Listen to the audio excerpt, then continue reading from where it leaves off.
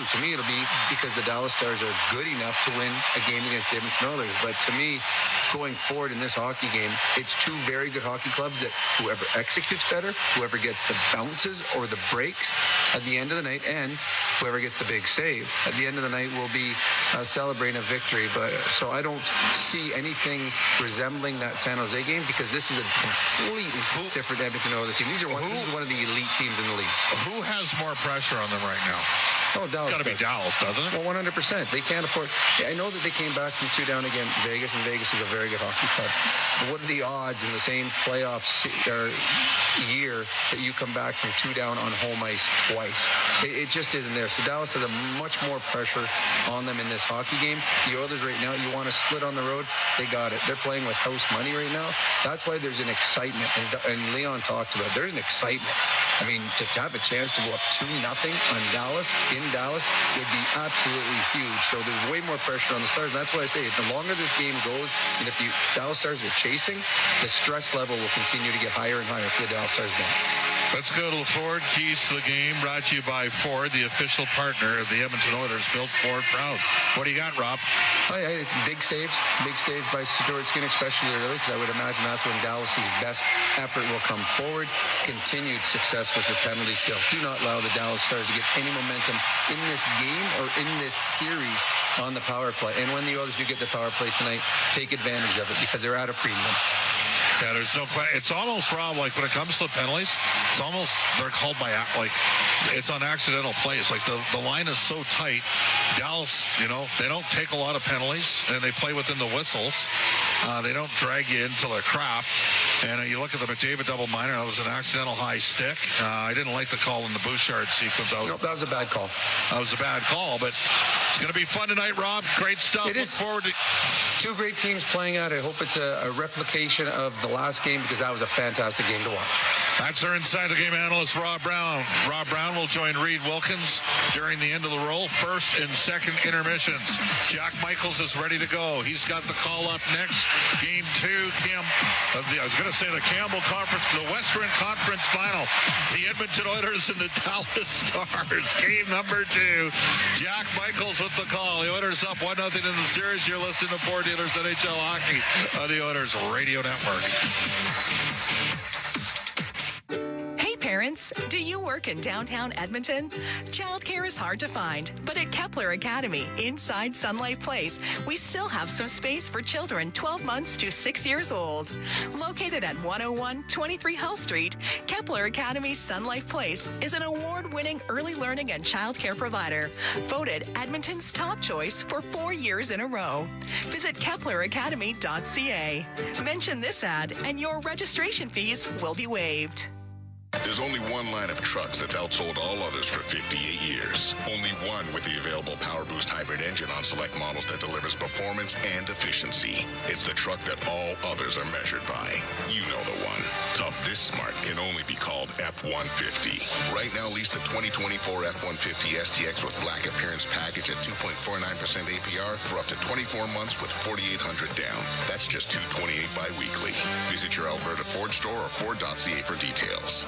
Experience the exciting casino action at 3 Century Casino locations. Edmonton, St. Albert, and next to the Edmonton Airport. Dine at one of their amazing restaurants featuring daily specials. Check out the best in live entertainment at any amazing location. Plus, you can always enjoy a great selection of casino gaming options or try your luck at off-track betting. And now you can feel the thrill of live horse racing at Century Mile Racetrack. Century Casino has it all. Come for the action, stay for the fun.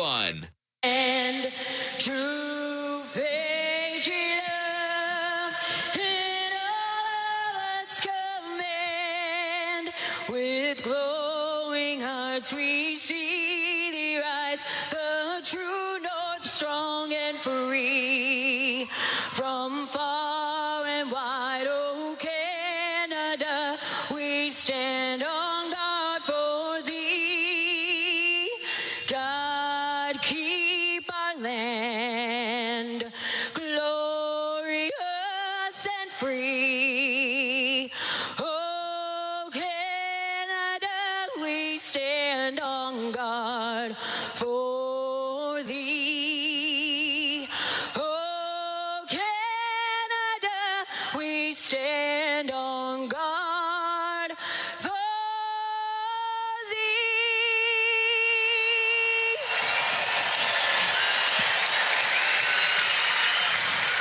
say, can you see by the dawn's early light what so proudly we hailed at the twilight's last gleaming, whose broad stripes and bright stars through the perilous fight o'er the ramparts we watched were so gallantly streaming, and the rockets regular, the bombs bursting in air, gave proof through the night that our flag was still there. Oh, say does that star-spangled banner yet wave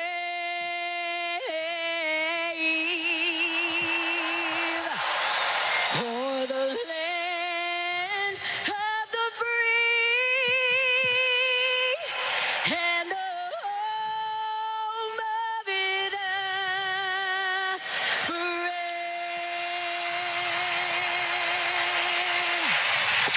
Now, tonight's exclusive NHL broadcast. There he shoots and scores. Now it's Draisaitl off to Connor McDavid. Centers Kane for the hat trick. He scores! All the action called by the voices who know the game inside and out. This crowd explodes. Bob Stauffer and Jack Michaels on the Oilers Radio Network. Only once in the history of the Stanley Cup playoffs has a home team in the conference final lost the first two at home and come back to win the series. And that hasn't happened since 1945. Not even my broadcast partner was alive for that one. Edmonton, Dallas. Game 2. A chance for the Oilers to get greedy and take 2 heading back to Edmonton. Good evening, everyone. Alongside Bob Stauffer, I'm Jack Michaels. And this is Game 2 of the Western Conference Final with the Oilers having prevailed 3-2 on overtime on Thursday. McDavid to take the opening face-off, and he'll win it. And we're underway with Game 2 against Joe Pavelski, soon to be 40 years of age. Flipped in by Asa Lindell and Coleman Bouchard defensively. McDavid flanked by Nugent Hopkins and Hyman as per usual. It's McDavid flying into the zone with a turnover, a giveaway against Chris Tanev, and now Matt Duchene charging in, bowled over from behind. What a backtrack by the captain, Connor McDavid. He just steamrolled him. Fired back in by Tanev, who was burned for 3 goals against 5-on-5 Thursday night after giving up exactly 1 in the first 2 rounds against Jack Eichel and Nate McKinnon 5-on-5. McDavid got him 3 times. The Oilers send it in. Finishing his check on Heiskanen is Dylan Holloway. Here's Leon Draisaitl, and it's Desharnais whipping it around the boards. A shot by Nurse redirected away from Jake Ottinger. Once again, the starting goal opposite Stuart Skinner. Your starting lineup brought to you by our friends at Coventry Homes, the official builder of the Edmonton Oilers. Here's a right-wing lead pass to Holloway sent up by Desharnais, and when Holloway's shot is at the feet of Ottinger, the Stars' starting goalie is forced to freeze it. Stuart Skinner looking to become the first Oiler goalie to win 4 in a row on the road since Dwayne Rollison in 2006. He's back in the pipes. He's 8-3 this postseason with an .888 save percentage. Ottinger 8-6, .919. But Bob, the home road splits are a bit ugly considering this one is at home. 3-5, .887 here at the American Airlines Center in Dallas. 5-1 on the road with a save percentage of better than 95 away from the Lone Star State. Off the draw, poor pass from Ceci forces Kulak to give ground, and Edmonton has to retreat from the offensive zone. Right now, it's Janmark Carrick and Connor Brown on the 4th line. Same lineup for Edmonton as was the opener against Dallas on Thursday night. Sam Steele driving in left wing for the Stars from Sherwood Park, Alberta. He'll keep it on the left half boards, but it's turned over by Ryan Suter. Tries to give his man a hand on the way back on the backtrack. Connor Brown, in the meantime, pulls it in from the right-hand side and then had the puck wrestled from him by Steele, who flips it into the Edmonton zone. The Oilers in the white, outlined in orange and blue. The Stars in the Kelly green, white and black. Derek Ryan unable to get it out. Stole it back from Jason Robertson. Now Thomas Harley on the puck for the Stars. Had trouble with it in his feet. And Ryan and McLeod come the other way. They're paired with Warren Fogle. McLeod to the middle. Couldn't make a play offensively, and the Stars send it up the left-hand boards. Oilers have had 3 chances to take it to the net, and they've passed backwards twice. Can't fuel the transition for Dallas, Jack. Heiskanen, Harley, and now up the right-hand side. Robertson offside on the play. Backing his way in was Wyatt Johnston, and that might have cost Jason Robertson a breakaway, and he could use something to happen positively offensively for him. He doesn't have a goal in his last 9 games, and once again, Bob, tonight he's without his sidecar, Rope Hintz. He's a heck of a player and brings a lot of speed to the Dallas lineup. Connor McDavid, first shift of the game, came down the right-hand side instead of drifting one to the net. Tried to fire a pass through, led the transition the other way, but Connor came back and broke it up. McDavid wins the face-off, kicks it back to Evan Bouchard, and the Oilers look to plow their way through the neutral zone. Our referees tonight, Jean Hebert and Garrett Rank. Linesman Johnny Murray, and Shandor Alfonso. Hyman whips a pass cross ice, picked up by Nugent Hopkins. Dallas had 5 power plays the other night. Edmonton 1. Slap pass, Matthias Ekholm. Hyman checked by Mason Marchment, gave it up to McDavid, and when he tried to sift it in front, it was broken up by Matt Duchene. Here's Lindell leading the rush for Dallas. Not much on that pass. Held in by Marchment, down low to Duchene. Heading for the net, Pavelski, who's been frustrated with his lack of production, and a centering pass from Duchene won't ease that frustration as McDavid picks it off, and it's hoisted out of the zone by Zach Hyman. Pavelski kicks it back to Heiskanen, and he'll fire it in for Dallas. Taken off the boards and working down low, Johnston, a centering pass to Jamie Benn, broken up. Intended for Stankoven, and now brought up the left-hand side by Leon Draisaitl. He got belted by Thomas Harley. Up the left-hand side, shot free. Johnston to Jamie Benn, 2-on-1 with Stankoven. Benn shoots and scores. Time 3:39, and the Stars captain has given Dallas its first lead of the series. Off the rush, Dallas did not have a rush chance in Game 1. They convert their first here in Game 2. Well, the Oilers are fueling the rush for Dallas. Their puck maintenance has been poor in the opening 3:39. That time, Ceci steps up. Holloway over pursues, and a wicked shot by a guy who once won a scoring race in the NHL, Jamie Benn, one of those great depth scorers for the Stars. 2015 Art Ross winner. He had 87 points. It's a little different now in this day and age, but Jamie Benn still found time to score 21 goals this year. That's his 4th of the postseason, and Dallas leads Game 2 1-0. Here's a lead pass by Brett Kulak off the draw, looking for Warren Fogle. I thought there could have been an interference penalty on Thomas Harley against Leon Draisaitl. That was an obvious no call. Well, Dallas went the other way and scored. Yep. That's why I bring it up. Ceci up the left-hand side, Warren Fogle. In front of his own bench, he'll shovel it back to Ceci. He'll gain the line. Connor Brown, redirected by Ceci, rebound, Brown scores! And Edmonton comes right back to tie the game at 1. Connor Brown, who scored 4 times all season long, gets his first of the playoffs, and the Oilers have this game deadlocked. Well, Connor Brown stayed with it, and you got to stop in front of the net. And Fogle feathered a pass up the middle. CC activated, give and go with Brown. Shot to the net. Brown stuck with it and sweeps it home, and we are tied. What a redirect by Ceci, and a live pop off the pads of Jake Ottinger that Brown's able to take advantage of. Connor Brown started to score down the stretch, but still, that's his first goal since April the 6th. And you heard Rob Brown, our colleague, all year long, Bob, say you got to keep him going. It takes a long time to recover from the injury, and you hope he scores a big goal in the playoffs. Well, that's a big goal because it settles down the 18,532 that were roaring. Ekholm up the left-hand side. Here's Connor McDavid.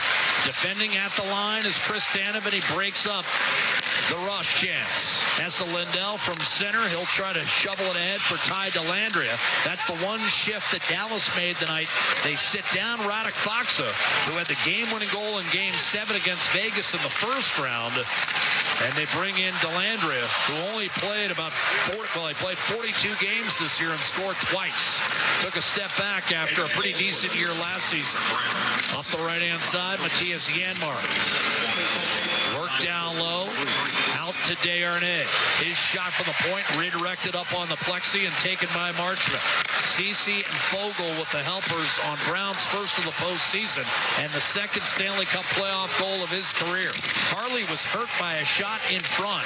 He's having trouble putting weight on it, and he'll hobble off as Matt Duchene brings it up to the Edmonton blue line, and with a hard rim sends it around the boards. That'll be picked up by Darnell Nurse. C.L. Holloway responds. He's the guy that got caught up with the ice in that odd man break.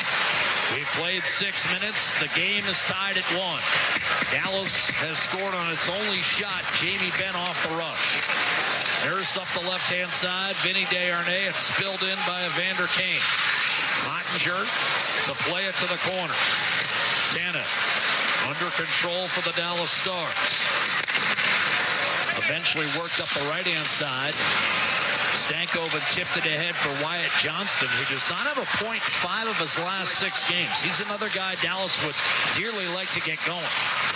Essa Lindell fires a pass up. Here's a chance. Johnston, the trailer, shoots, and a save made. Stuart Skinner threw a screen. That might have hit Jamie Benn, actually. Ben was standing right in front of Stuart Skinner. This has been a poor start for Edmonton. They're giving way too many transition opportunities to Dallas. Petrovic up the right-hand side, and that's after not allowing a rush chance at all in Game 1. Dallas, a dangerous team off the rush, and the Oilers erased that in Game 1. Derek Ryan backhands it ahead to Fogle up through center, and Essa Lindell with a giveaway at the red line. Here's McLeod walking in, shooting on net. Ottinger makes the save. Fogle can't handle the rebound. Works his way back and tried to pry it loose from Tyler Seguin. He did, and Matthias Ekholm takes over for the Oilers with 12 and a half to go in the first period. Connor Brown, the game-tying goal moments ago. Here's Zach Hyman rolling in from the right-hand side. He's erased by Heiskanen.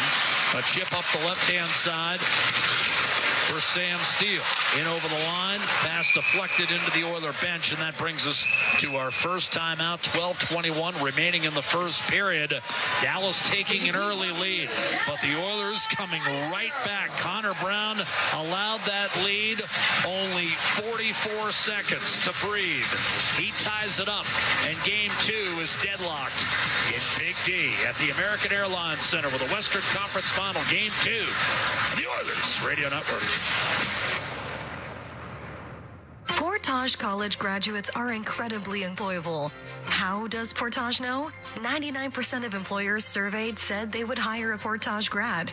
Get career ready at Portage College. Learn more by visiting portagecollege.ca. MIC is a leader in medical imaging and the official medical imaging provider to the Edmonton Oilers. Make MIC your choice. Whether you're a professional athlete or a weekend warrior, the game doesn't stop for injury. MIC's sports medicine imaging specialists can help you get back in the game with a timely and expert diagnosis. Go where the pros go. For a location near you, visit mic.ca. Proudly headquartered in Edmonton, Capital Power is powering change by changing power. Be part of the energy and join Capital Power in cheering on our Edmonton Oilers. From Ice District and across oil country as they chase another championship banner. Visit capitalpower.com to learn about how they're delivering reliable and affordable power for communities today and creating innovative solutions for a clean electricity future. Believing in yourself takes confidence. At Portage College, 93% of grads say their education gave them the skills and knowledge they needed for their careers. That's the kind of confidence that leads to great results. Learn more at portagecollege.ca. All games, all season. You're listening to the Oilers Radio Network. Connor Brown's previous playoff goal came as a member of the Toronto Maple Leafs against the Boston Bruins back in April of 2018. 6 years later, he scores in Game 2 of the Western Conference Final to bring Edmonton even. 1-1. Not even halfway through the first period, Draisaitl off the draw in his own zone. Backhands it up the boards. Holloway did not get it out. It was held in by Harley. Joe Pavelski run off the puck down low. Nurse defending, giving up a chance for Heiskanen from the right circle. That shot was blocked, and the Oilers will bust out left to right. 3-on-2. Draisaitl hits the trailer. It's Nurse. Backhands it toward the net. Backhander save. Rebound Ottinger, and he was fortunate to keep that out of the net. I think Evander Kane, Bob, had an open net and just shot it right back into Ottinger. And the way Kane is acting. 100%, Jackie nailed it. He's rolling his eyes. He's looking to the heavens. He thought he should have had a goal there. Draisaitl and Holloway combined, and what a chance for Kane, and Ottinger fought it off. Kane had a wide open net, and at the last minute, Marchment drilled him from behind.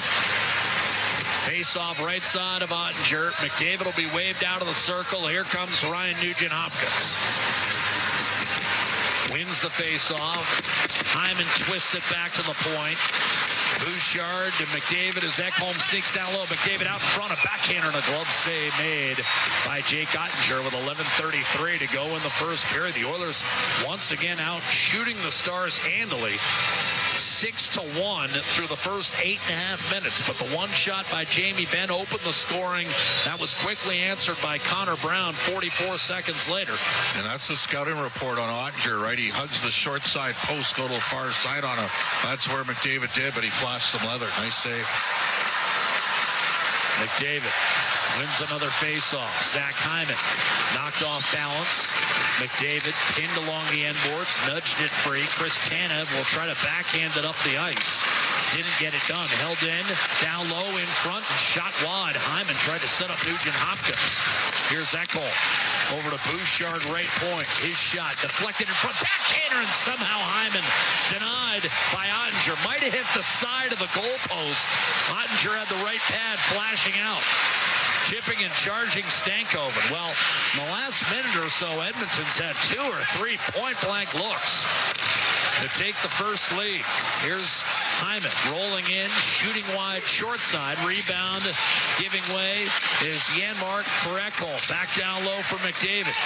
Checked by Ryan Suter. Heiskanen tries to bring it through Janmark. The former Star takes it away and dishes off. Bouchard, beautiful move. Shot save made by Ottinger. What a toe drag by Evan Bouchard, completely undressing his defender. Flipped out. Ekholm settles it down at his own blue line and rifles it in. Weird hop off the corner boards through Ottinger and over to Miro Heiskanen. Churning his way in is Dadonov against Brett Kulak. Swiftly up the left-hand side, and Brown, who scored the equalizer a few minutes ago, got it as far as center. Harley dumps it back in. Connor Brown to Kulak, did not get it out. Held in up top by Alex Petrovic. Centered pass, one-timer, and Sagan denied by Skinner. The Stars' second shot on net, almost as dangerous as their first, and Skinner makes a terrific save on Sagan, who scored both Dallas goals in Game 1. 9:58 to go in the first period. The shots on goal, 9-2 Edmonton. The game is tied at 1. Ben for the Stars, Brown for the Oilers. We're back to the American Airlines Center in Dallas in just a moment with more Ford Dealers NHL hockey, the Stanley Cup playoffs, the Oilers Radio Network. International Union of Operating Engineers, Local 955, is one of Alberta's largest and most diverse union locals in the province. Members work in everything from construction and maintenance to pipelines, renewables, healthcare, education, municipalities, and more. They are a big part of Alberta's past and will be a big part of Alberta's future. Apprenticeship, jobs, pension. That's IUOE Local 955. Visit joinustoday.ca to learn more, and let's go Oilers! Did you know that there are 9 Napa Auto Parts stores serving the greater Edmonton area and have been doing so for more than 50 years? Since Napa first opened in Edmonton, the community has grown and vehicles have changed, but you can always trust Napa Auto Parts to provide you with the expert know-how and the best vehicle parts. And if that isn't enough, every time you visit a Napa Auto Parts store when you present your AMA card, you receive an additional 10% discount on all retail parts and accessories. Visit your local Napa Auto Parts store for more offers and expert know-how. Napa Auto Parts is a proud fan of the Edmonton Oilers. McDavid trying to come in with speed. Here he comes. McDavid shoots. Top shelf. He scores! Hey, Edmonton. Rogers wants you to stay connected to your Edmonton Oilers. Connor McDavid! Fantastic! Catch every goal on Canada's largest and most reliable 5G network with Rogers 5G mobile plans. To learn more, visit rogers.com/5G. That's rogers.com/5G. You're listening to Oilers Hockey on 630 CHED and on the Radio Player Canada app. Travis Kelce, among others, in attendance tonight for Game 2 of the Western Conference Final from Dallas, and off the face-off a clear by Derek Ryan at center ice. Trying to hit Sagan was Harley. That was broken up, and Ryan comes the other way for the Edmonton Oilers, who have forged a 1-1 tie. McLeod back to Derek Ryan. Left point shot Nurse right into the chest of Jake Ottinger, who makes the save with 9:38 to go in the first period. The Oilers have come out and registered 10 of the first 12 shots on net. Ottinger's been good, and Edmonton's missed a couple of glorious opportunities, including Evander Kane at the side of the net. And maybe Evan Bouchard, who made a great drag move and then kind of towed his shot attempt. And, man, they are letting them play, Jack. No penalties called in the first 10.5 minutes. Face-off right side of Ottinger, and another draw won by Connor McDavid. Tell you what, the Oilers are off to a good start in the circle as well. Here's the centering pass that's deflected away by Ottinger and cleared by Sam Steele. Pumped in by Dellandrea. Up the left-hand side, trying to seal McDavid. Flashes across the line, fires a pass into the feet of Bouchard. That was a tough chance for Bouchard. Bouchard got Hyman battling, and Bouchard might have gotten high-sticked. Away from the play, the action was behind the net, but Bouchard takes a high stick, and the Oilers, who had only one power play in the entirety of Game 1, which of course lasted 80.5 minutes, will go to the man advantage. 23, 2-minute minor penalty for high sticking. Lindell to the box, and the Oiler power play gets the first crack. They're 1 for their last 11, but that one goal was the series winning goal in Game 7 at Vancouver. And Dallas's penalty kill, after being really good during the regular season, top 10 at 82%, has tailed off significantly in the postseason at 70%. Draisaitl to take the draw against Dellandrea. Hyman and McDavid stacked in the slot. Nugent Hopkins and Bouchard hugging the left side boards. Draisaitl had a tough night in the circle on Thursday. He lost 21 of the 29 draws he took. He's out of this one, too. It's uncharacteristic. I mean, Leon's had mostly strong games, even against tough competition in Vancouver. The Oilers were able to weather that. Now McDavid will take the draw, and he won it cleanly. Another real good start for Edmonton with faceoffs. Nugent Hopkins to McDavid. Checked off the puck. Draisaitl found McDavid. Right circle. Tried to feed it in front. That was stolen and cleared by Dallas's Sam Steele. Shoot the puck. Skinner to leave it for Evan Bouchard. McDavid's game winner in overtime was a redirect on a beautiful feed from Evan Bouchard, who's been on the ice for 35 of Edmonton's 50 goals this postseason. Even I can tell you that's 70%. Bouchard gives way to Draisaitl in the neutral zone, and Draisaitl doesn't like the read, so he's going to take a look, wait, bide his time, and from his own blue line, deliver a pass to McDavid to carry it over the line. Nugent Hopkins did well to poke that down low. And now Draisaitl goes to work, twisting it over to McDavid. Angled off the boards. Nugent Hopkins left face-off circle. Now out to Evan Bouchard. Atco Energy power play. Atco, your trusted Alberta retailer. Halfway through it, shot taken by Bouchard, deflected high up on the glass. Heiskanen chips it in for Sam Steele, trying to seal it against McDavid, and eventually muscles it through the neutral zone. Dallas had to be careful not to touch the puck, and Draisaitl carries it back across the line. Otherwise, the Stars would have been guilty of too many men.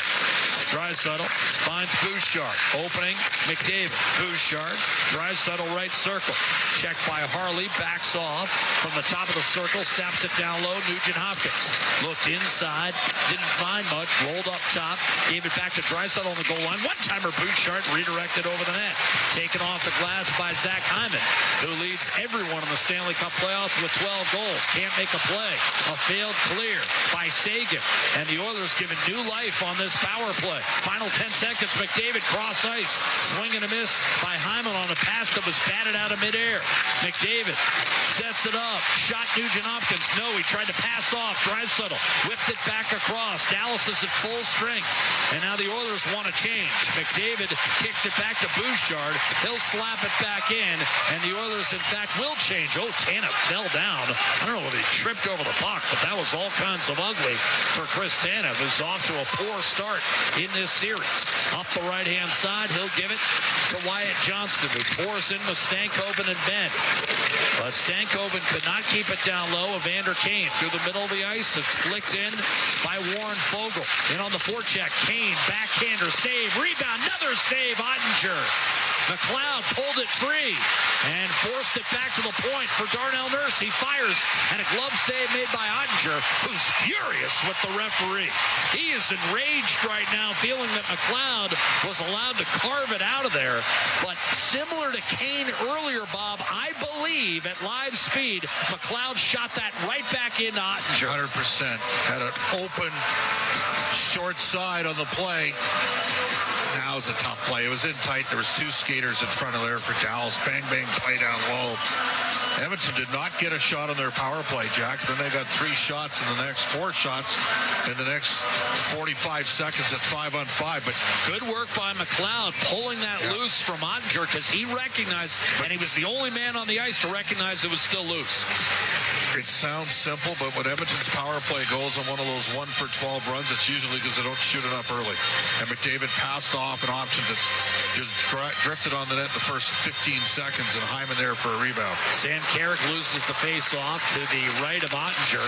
Mason Marchman out towards center, but Edmonton is dominating this game, certainly on the shot clock, 14-2. Now the 2 chances for Dallas have been good ones, as Skinner made a good save on Tyler Sagan. Carrick got it to Brown, will float one on net. Ottinger spills it to the corner, and it's cleared once again by Marchman.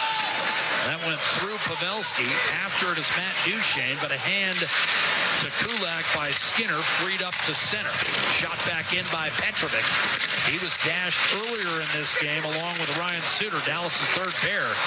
Burned for the game-tying goal by Connor Brown. Kulak advances it through the neutral zone and softly delivers one deep into the Dallas end. Heavy hit by Kane on Thomas Harley. And Kane's been hitting everything in the last couple of weeks. Started in Vancouver. Robertson got it down low left corner. Out to the right point offensive zone. Tanev hesitated. Robertson right circle. One-timer and another save on Sagan by Skinner. That's twice he's gotten him in this first period.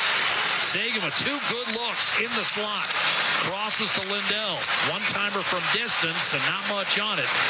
And cleared the other way. Dadonov will back off and play D. And Holloway knows, takes him hard, and then plowed his way through Ottinger. And they're going to go no harm, no foul here as the net dislodged from its moorings. And Garrett Rank comes over to fish a couple of players out of the Dallas net with 5 minutes to go in the first period. And again, the Stars are upset, this time believing that Holloway could have avoided Jake Ottinger. Good recognition by Holloway to not only beat Dadonov, but did you see how he steamrolled Chris Tanev on his way to the net?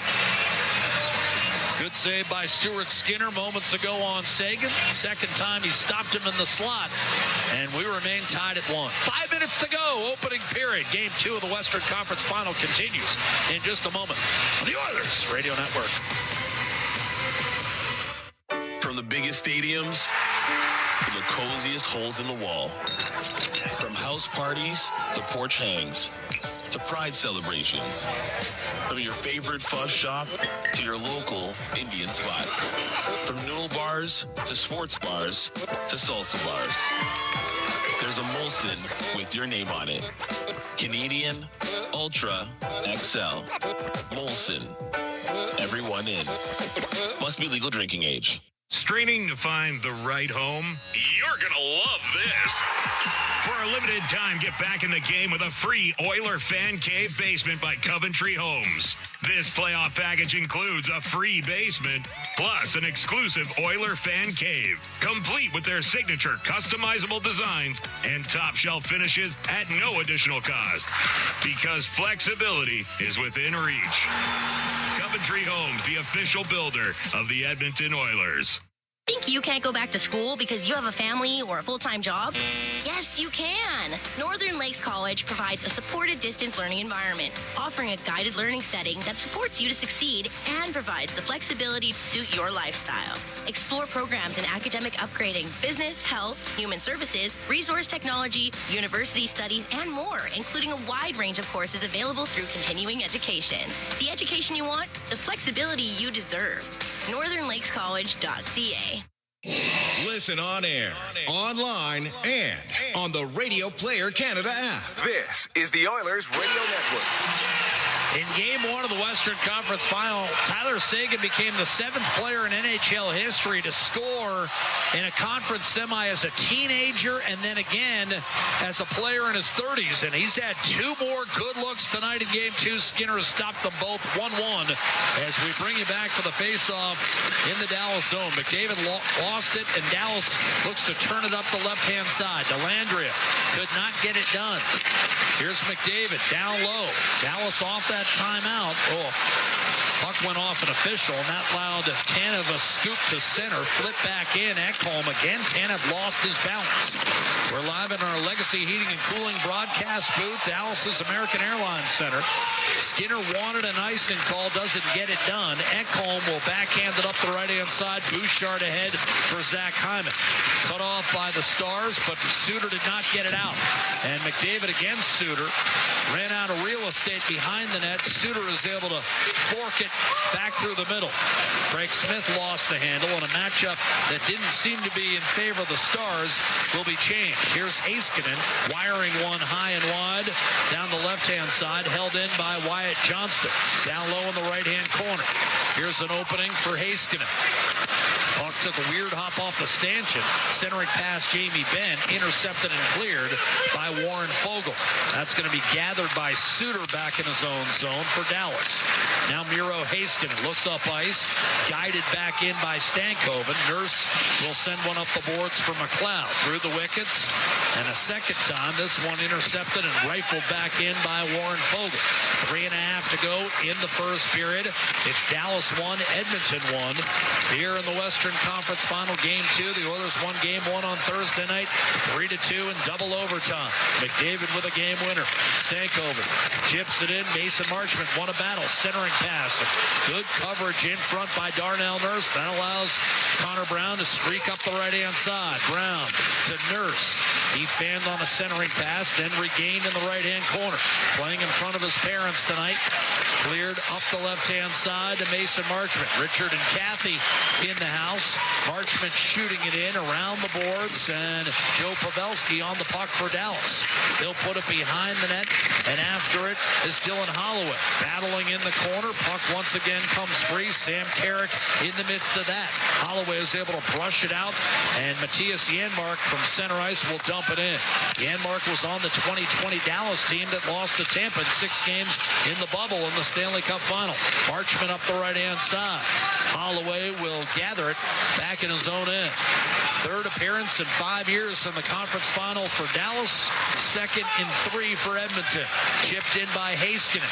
After it is Brett Kulak.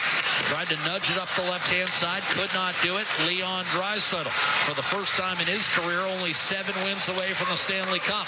He'll shovel it in. And with Kane bearing down on him, Jake Ottinger elects to stick that one in his hip pocket with 2:04 to go in a first period that has seen Edmonton outshoot Dallas by a whopping 16-3. Now, having said that, Ben scores off the rush, and Sagan has had 2 terrific looks that Skinner has made quality stops on. And the Oilers, in my opinion, their chances have been more off of rebounds and that sort of thing. I don't know how many point-blank looks they've actually had. The best one maybe to Keane, but that too was a bang-bang play down low. Loading up, McDavid, Draisaitl, Hyman, first 5-on-5 shift together.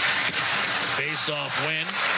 Tyler Sagan lofted back up ice by Robertson over a leaping Bouchard, and here comes Sagan.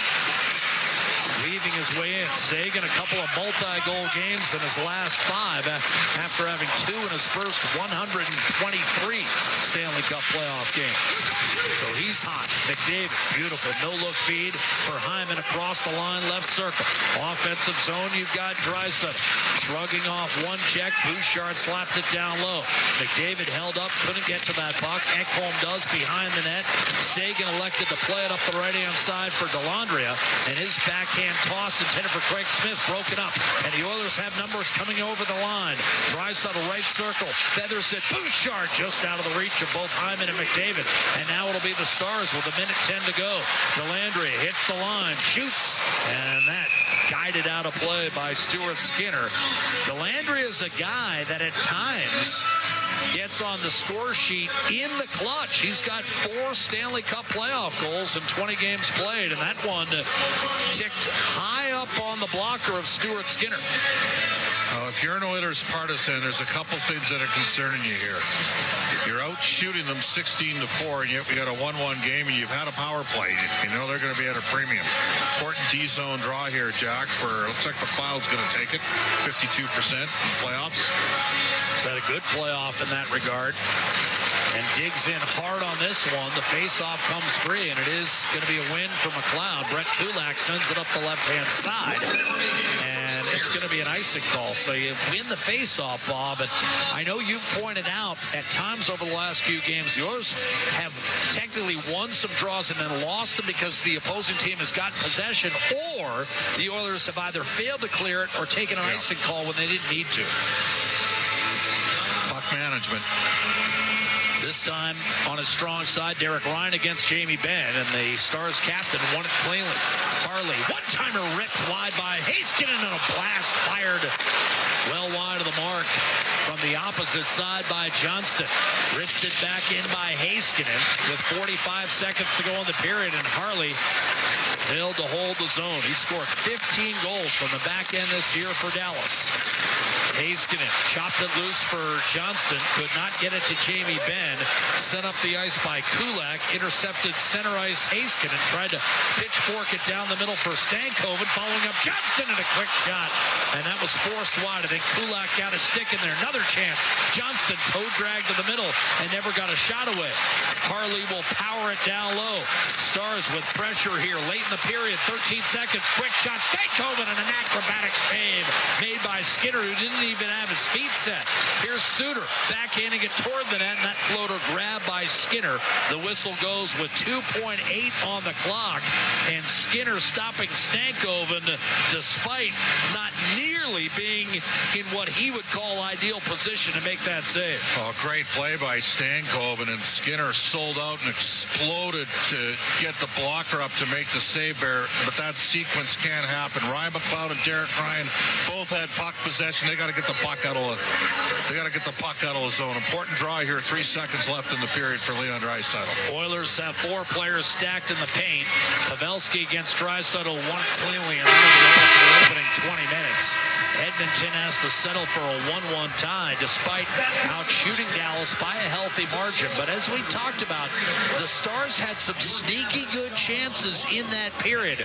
So maybe the quality chances you wouldn't say are as big a spread as the 16-5 shot clock would indicate. Nevertheless, the Oilers fell behind in this game and battled back into a tie. Jamie Benn opened the scoring from Johnston and Heiskanen at 3:39, and then 44 seconds later, Connor Brown, off a beautiful redirect from Cody Ceci, was able to pump in the rebound.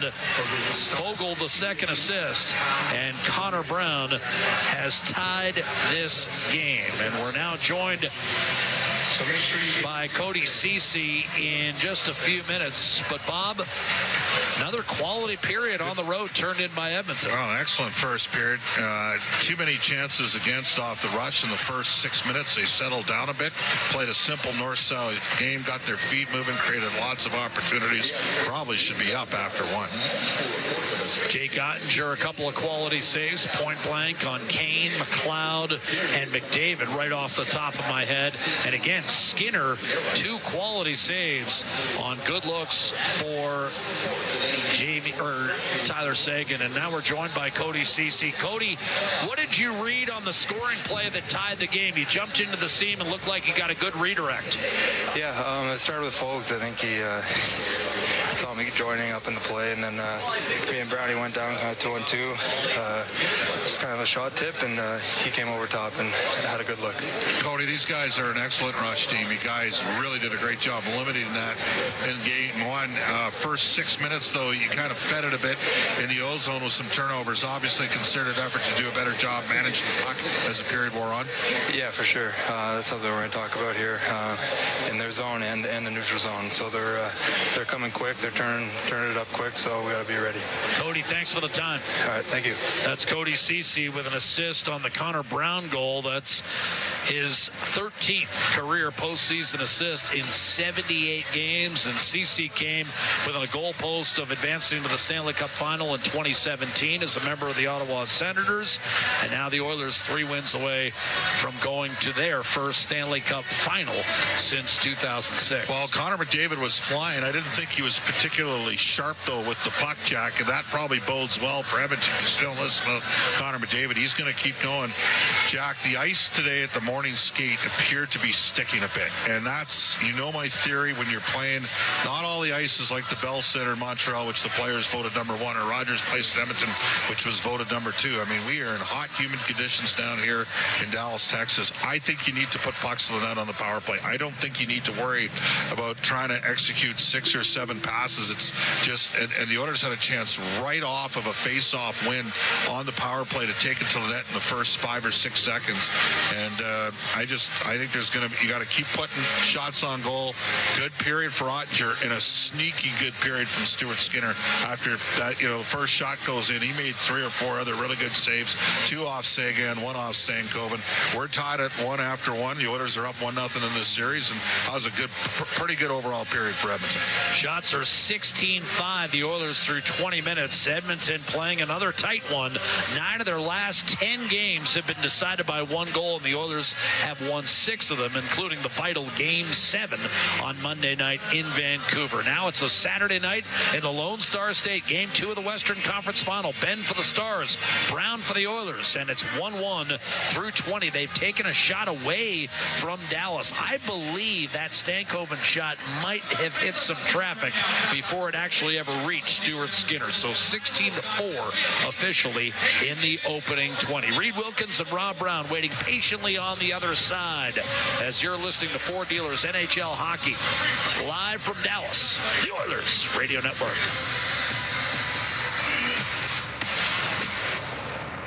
When you play the largest 50-50 in sports, everybody wins. Your support makes all of oil country a better place. A place of kindness, caring, and compassion. Uplifting those in need, changing lives forever. The largest 50-50 pot in professional sports is currently growing by the second. Get your tickets now at EdmontonOilers.com and help change lives today. Maybe even your own. AGLC license number 645766. Stay connected with your community and enjoy the latest updates and exclusive access to concerts and events by becoming a 630 CHED Insider.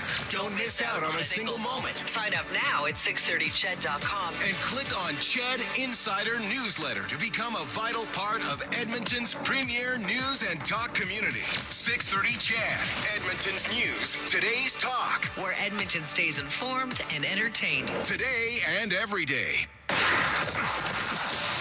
the Intermission, brought to you by End of the Row Flooring Centers. Let's get flooring. She'll shovel it back to Cece. He'll gain the line. Connor Brown redirected by Cece. Rebound. Brown scores. And Edmonton comes right back to tie the game at 1. Connor Brown, who scored 4 times all season long, gets his first of the playoffs. The goals 44 seconds apart in the first period. Jamie Benn scored on Dallas's first shot on goal of the game. Connor Brown with that reply, his first of the playoffs. That's the highlight zone for Century Casinos. All in, all games, all season. Century Casinos, 3 great locations, Edmonton, St. Albert, and next to the Edmonton International Airport. Welcome to the Winter Zone. Along with Rob Brown, I'm Reed Wilkins at the Intermission for End of the Row Flooring Centers. Let's get flooring. So 1-1 after 1, Rob. The Stars came out trying to push it. They had 2 2-on-1s and a 3-on-2 in the first 7 minutes of the game. They scored on one of their 2-on-1s. How are they getting those rushes tonight? Well, I think we saw in the first game of this series where they tried sneaking players behind the Oilers. They got a breakaway early in the game in game 1.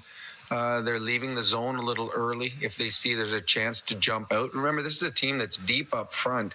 So they got guys on the 3rd and 4th line there. Pretty good offensively. So if they've got an opportunity, if they read the play, they will jump. And then the one where the goal, I think it was the goal that was scored, where Holloway, he was in the right position, but then he made a 50-50 guess and tried hitting the puck out of the air. It didn't work. So they had their chances, but then the Oilers tightened up. And, I mean, mark this first period under life ain't fair, because it's not fair that the Oilers are tied 1-1 after 20. They were very good and a lot of grade A looks. The puck hanging around the blue paint. Ottinger scrambling in the net, did a great job fighting for his space. But this was an excellent first 20 minutes on the road by the Edmonton Oilers. Well, yeah, 2 or 3 huge saves by Ottinger. He got the pad out on Evander Kane's rebound try. He got his toe on a chance by Zach Hyman, and a couple other good saves. Skinner not as busy, but he made some good stops. So Tyler Seguin had the one-timer.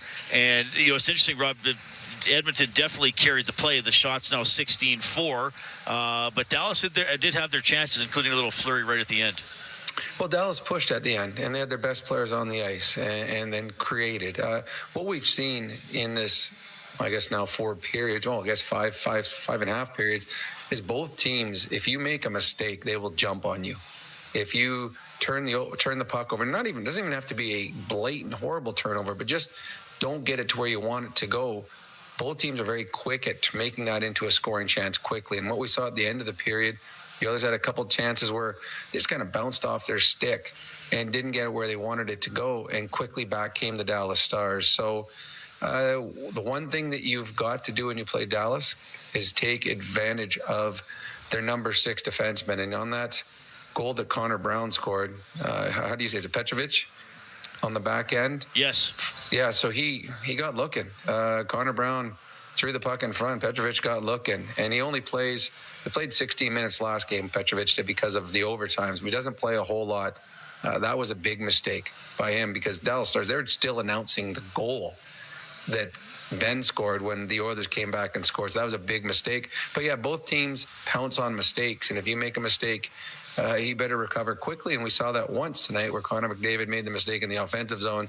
And guess what? He's the first guy back, breaking it up back in the defensive zone on Duchesne. How about that net drive by Holloway? Looked like Glenn Anderson. It did, although Glenn Anderson probably would have had a knee up, an elbow, a stick. He would have made sure that the goaltender had no equipment left at the end of it. But we're seeing more and more about what Dylan Holloway is capable of doing. He's got great speed. He's a big, strong man. An example for other players on the Oilers. That's the way you want to take the puck to the net. And it just created chaos. So it was a nice play by Holloway. A good play. And again, we've talked about it a ton of times.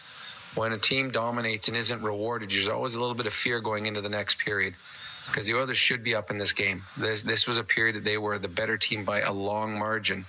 I would imagine you will see a much better Dallas Star team in the second period, and the Oilers better be prepared for it, and they're going to need Stuart Skinner to make a couple of big saves, and he did at the end of the period. He got lucky on one. He was guessing pass. It was shot, but he still got his body in the way. But look for Stuart Skinner to try to match some of the big saves that Ottinger gave, because Ottinger gave the Dallas Stars a chance to stay in this game. I asked you last game about Leon Draisaitl using the lighter on his stick on the bench. He was asked about it this morning. Here's the answer. Yeah, I do quite a bit. I don't know. It's just the grip tape. When it gets fluffy or whatever, I don't like that. I'm a little OCD when it comes to that. So just like it very clean. And this training staff carries a lighter for various purposes? Yeah, I carry one, not on the ice, obviously, but in my stall. But yeah, the guys have one ready for me at all times. All right, he doesn't like that fluffy look on this stick, Rob. So there you go. Well, there's players that are like that. They're very. Everything's got to be perfect. And I've played with guys, and well, my sticks. I'd never retaped a stick. I'd play until I broke it. So guys are different animals, and you do what you feel best with. And if that means pulling out a Bic lighter for Leon to light up his stick at the beginning of a period, you as a trainer are going to make sure that is lit for him. All right, Ben and Brown. Hey, that's your son's name, isn't it? That is my son, Ben Brown. That is a good omen tonight for the Edmonton Oilers. Ben and Brown, the goal scorers. It's 1-1 after the first period. Fort Dealers NHL Hockey on the Oilers Radio Network. Blue-collar work deserves big dollar perks. Get a heavy wallet with Heavy Metal Equipment and Rentals. Heavy Metal Equipment and Rentals is hiring heavy equipment technicians, maintenance supervisors, PM servicemen, maintenance coordinators, and pretty much every other position that makes Alberta go. We help move the earth that makes Alberta grow. So why not work for a company that makes your bank account grow too? Visit heavymetalequipment.ca to find your new career. Heavy Metal Equipment and Rentals, helping you move the earth. Hey parents, do you work in downtown Edmonton? Childcare is hard to find, but at Kepler Academy, inside Sun Life Place, we still have some space for children 12 months to 6 years old. Located at 101 23 Hull Street, Kepler Academy Sun Life Place is an award-winning early learning and childcare provider, voted Edmonton's top choice for 4 years in a row. Visit kepleracademy.ca. Mention this ad and your registration fees will be waived. Look, I know this is radio, so it's hard to show you how much is on sale during the Big One clearance event at End of the Row Flooring Centers, but it's a lot. Like this flooring, or this one, and all these. Yep, all at clearance pricing for a limited time. Now, you don't need to just imagine what it would look like, though.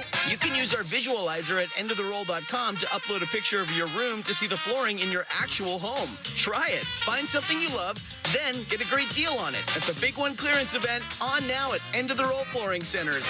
Let's get flooring. With Global News, I'm Thomas Dias. Hundreds of people were attracted to a rally outside the Alberta legislature today called, quote, Enough is Enough, UCP. Protest Speaker David Gray says they're looking to turn up the heat on what they view as an incompetent government introducing bills and policies driven by its ideology. The only way to change the behavior of a sitting government that has a majority is heat. And heat can come in many forms, but a big vocal demonstration like this is a really good one. UCP Chief Government Whip Shane Getson says anyone with concerns about the government is free to reach out to any of the UCP MLAs through their constituency offices. Experts in healthcare and climate adaptation are calling on Canada to disaster-proof its hospitals amid the rise in extreme weather events like fires, floods, and heat waves. And a new internal report from the Canada Border Services Agency is calling for better training and additional information processing tools to help its intelligence program do a better job fighting firearms smuggling and human trafficking. News on demand at 630ched.com. As the excitement heats up on the ice, why not heat things up at home too with Pizza 73, the official pizza of the Edmonton Oilers. There's no better pairing for hockey than hot, delicious pizza delivered right to your door. So whether you're cheering from the arena or your living room, make sure you've got Pizza 73 on your team. Order now and fuel your playoff passion with the perfect pie. Remember, on game nights, don't just watch, deliver with Pizza 73. Ready to score big on your outdoor space? It's game time with Park Landscaping. Transform your backyard into a winning arena with Park Landscaping's expert team. From design to maintenance of lush lawns and state-of-the-art synthetic turf to inviting pools and captivating water features, Park Landscaping will make your outdoor space the MVP. Don't sit on the sidelines. Get in the game with Park Landscaping. Call 780-486-2744 today or email info@parklandscaping.ca. When the Oilers are on the ice, the big hits are a part of the game. But they shouldn't be a part of your drive. If you've been injured in a car collision, let James H. Brown & Associates and their over 200 years of combined injury law experience help you. Locally owned and proud Edmonton Oiler fans, James H. Brown & Associates is ready to support you with their unrivaled experience, unrivaled results, and unrivaled commitment. When accidents happen, head to jameshbrown.com. The Intermission, brought to you by End of the Row Flooring Centers. Let's get flooring. Preseason game at Commonwealth this afternoon. Saskatchewan beating the Elks 28-27. As we check the scoreboard for Pizza 73, official pizza of the Edmonton Oilers World Hockey Championship semifinal. Canada loses in a shootout 3-2 to Switzerland.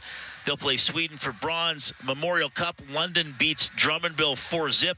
Detroit beats the Blue Jays 2-1. Oilers and Stars 1-1 heading to the second period with Jack and Bob. Fort Dealers NHL Hockey on the Oilers Radio Network. At the Intermission has been brought to you by End of the Row Flooring Centers. Let's get flooring. Be a savvy Edmonton hotel shopper. Book through Edmonton'sBestHotels.com and receive up to $225 in cash rewards. There are over 50 member hotels to choose from offering their best value rates. Edmonton'sBestHotels.com. Rewards with every booking. Celebrating 70 years in the signage industry, William Huff Advertising is the most recognized name in the game. An in-house, one-stop shop for all of your design, print, and installation needs. William Huff provides quality graphic solutions for everyone. Here in our City of Champions and throughout the nation, they are the preferred signage partner entrusted by many of the biggest corporations, pro sports teams, and organizations to bring their identity to life. Recognize the name, get in the game. WilliamHuff.com. Legacy Heating and Cooling Jingle auditions take one for Ryan Nugent-Hopkins and Zach Hyman.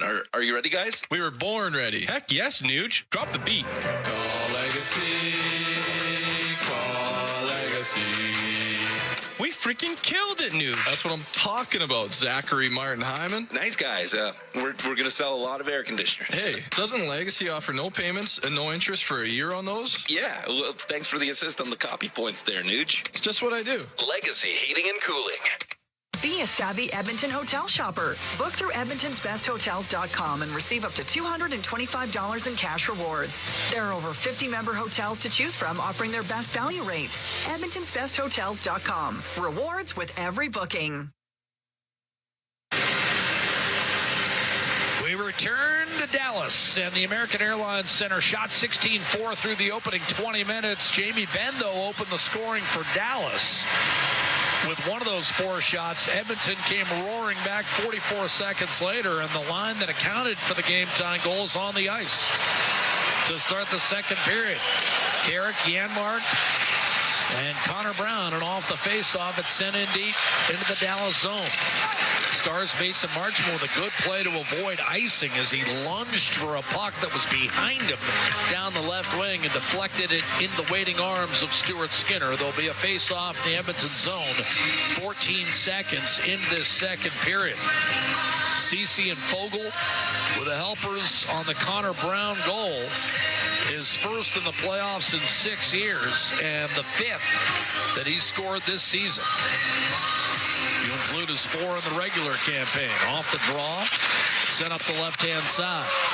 Haskin and that puck exited the zone. Tagging back up is Pavelski, and he pursues Darnell Nurse. Caught him with a glancing blow, and Nurse ushered it on to Vinny Desharnais. Swung a pass to Brown, and he'll lob it cross ice, and Sam Carrick.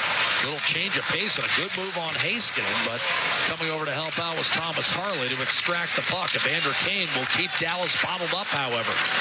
He's been around it throughout tonight's game, and a clear by Marchment through Kane forces Cody Ceci to go cross ice. Intercepted. Duchesne snapshot. A glove save made by Stuart Skinner. Ceci with a turnover in the neutral zone. And Matt Duchesne, 33 years of age, coming thundering down the seam, only to be denied by the gloved hand of Stuart Skinner. Don't beat yourself. No need to make a more difficult play. Draisaitl had a good opening period in the face-off circle. The Oilers 110 of 17 draws. There he won it, Bob, but Edmonton didn't get possession off the win, and now a shot from a point had to be kicked out against Lindell by Skinner. Rebound, Stankoven, quick snapshot, Johnston, another save, and then a backhander off the post. Wyatt Johnston, 2 point-blank looks. Here's Lindell. He'll steer it back down low. Kulak after the puck. Jamie Benn crowds him. Waiting is Stankoven to take over. Benn trying to force it down low. Chop to the ice. Crowd wanted a call, none forthcoming. Johnston bowled over. He had 2 point-blank looks. Stankoven fires off the side of the net. Wyatt Johnston on the rebound for Dallas. Slips a pass out to Chris Tanev. He'll turn and dump it back into the corner for Stankoven. Back to Chris Tanev. He waits, and he'll wrist one down deep. That's brushed away. Oilers in the corner, reaching for it. Tanev flipped it down low. Another good rollover by the Stars. Dadonov and Sagan have come on. They'll keep Edmonton pinned between the circles. And finally, Evander Kane wasted a chance to get it out and then got bailed out when Draisaitl poked it away from Tyler Sagan. Now Kane left wing, and his shot deflected up and out of play by Esa Lindell. 2 1/4 gone by in this second period, but that was a dominant 90 seconds turned in for Dallas for the first time tonight. Sustained attacking zone pressure. Well, the game in Dallas here, Jack, in early April, where the Stars won 5-0. Draisaitl's line got destroyed in that game by Wyatt Johnston, Logan Stankoven, and Jamie Benn. And that's the matchup right now that Pete DeBoer has when those guys are on the ice. Johnston hitting the crossbar and a backhander over Stuart Skinner. And by that much, Edmonton maintains a 1-1 tie instead of falling behind for the second time in this game. Heiskanen off the draw to Dadonov. Loose puck at center. And ahead of Harley is McDavid. Off to Nugent Hopkins. And now Connor McDavid charging in. Entered the night second in the league in scoring behind his teammate Leon Draisaitl. Draisaitl 25 points, McDavid 23, rolls from behind the net. Backhand pass, blindly intended for Nugent Hopkins, taken away and cleared by Dadonov. No, Sagan did not get it out. Nugent Hopkins down low. Hyman tripped up by Ottinger. The puck squirts free, and it's picked up by Sagan. This time he'll make certain of a clear inside the Oiler blue line. Lunging is Ekholm to put it on Nugent Hopkins tape, and meanwhile, Ottinger has a problem with his mask, so play is whistled down with 3 minutes having elapsed in this second period. Hyman bowls over Ottinger. The puck never really directed on net. Hyman kind of backed his way in. Ottinger and the Stars collapsed. Well, what are we talking about? Put the puck in the net. Got to shoot. Can't pass it into the net. And a good read by Ottinger. McLeod against Dellandrea wins the faceoff for Dallas. Petrovic to Suter, bumped in from center ice. Skinner out to play it against Dellandrea. Craig Smith tried to sneak one inside. That's picked off, and Nurse ahead for Fogle. Not much touch on that pass, so Ottinger ends up playing it for Dallas. Petrovic up the middle. Dellandrea sends it across. Desharnais ahead of Sam Steele. Angled right back through the middle, and eventually fired in by Fogle. In on the forecheck, Ryan McLeod. He has only been on the score sheet in 2 of his last 28 games. Here's Dellandrea carrying it up the left-hand side after the Oiler threat dies. Not sure why. Back behind the Edmonton net. Sorry, Jack. Not sure why we got Nurse and Ekholm together. Nurse brings it through the middle. He'll shovel it in. That's going to be picked up by Chris Tanev. Looking up the right-hand side. Snatched away and fired back in by Janmark. Now you've got Ottinger playing it up the left-hand side. Dashing onto the ice is Kulak. Kind of a tough change there. Kulak and Bouchard out for right now for Edmonton. Here's Matt Duchesne on the puck. Pressure from Bouchard. Off the board. Sent down low by Lindell. That's going to be taken over by Kulak. Did not get out of the zone. It popped free. Dallas able to maintain the zone, and it's whistled back behind the net by Pavelski. Skinner will leave it for Bouchard. Lead pass on target. Left wing. Matthias Janmark hits a man in the middle, but Holloway could not control it. Put it behind the net. Lindell takes over for Dallas. Stars left to right through center ice. Nearly 5 minutes gone by here in the second period. Still tied at 1. Oilers lead the best of 7. West final 1-0. Game 3 will be Monday night in Edmonton, and we'll have it for you live at 7:30 right here on the Oilers Radio Network. Game 4 Wednesday night at 7:30. Draisaitl to the point. Cody Ceci, wrist shot. Kind of sent it down low for Evander Kane. Checked by Lindell. Is able to get through him. And now feed Draisaitl coming off the right half boards. Cody Ceci, high slot drive. And that was deflected up and out of play with 14:39 to go in this second period in Game 2. Still tied up at 1. First period scoring. Jamie Benn, 3.5 minutes in. Answered 44 seconds later by Connor Brown of Edmonton. Dallas has had a good start to this period, Jack. They've won some puck battles in the Oilers' offensive zone, created a couple opportunities, and the Oilers haven't been able to get any pucks on the net when they've had their zone possession time. And yet, the Stars still only have 2 shots against Stuart Skinner. Edmonton has been extremely stingy in that regard throughout tonight's game. McDavid, a clean face-off win, belted wide by Ekholm, who's reunited with Bouchard on this pair with a McDavid, Nugent-Hopkins, and Hyman line out. Nugent-Hopkins picks up a Dallas clear in the neutral zone and backhands it in deep. Chris Tanev up the right-hand side. McDavid knocked it down. Hyman between circles shoots, and that was wide. Rebound picked up by Tanev. Good look there. And Hyman, who had 54 during the regular season and 12 more in the playoffs, couldn't hit the net. Stars, Stankovic forces it through the middle of the ice. Jamie Benn in over the line, waits, tries to backhand it down low, gets Wyatt Johnston in front, drag move. What a save, Skinner! He stopped Dadonov stone cold.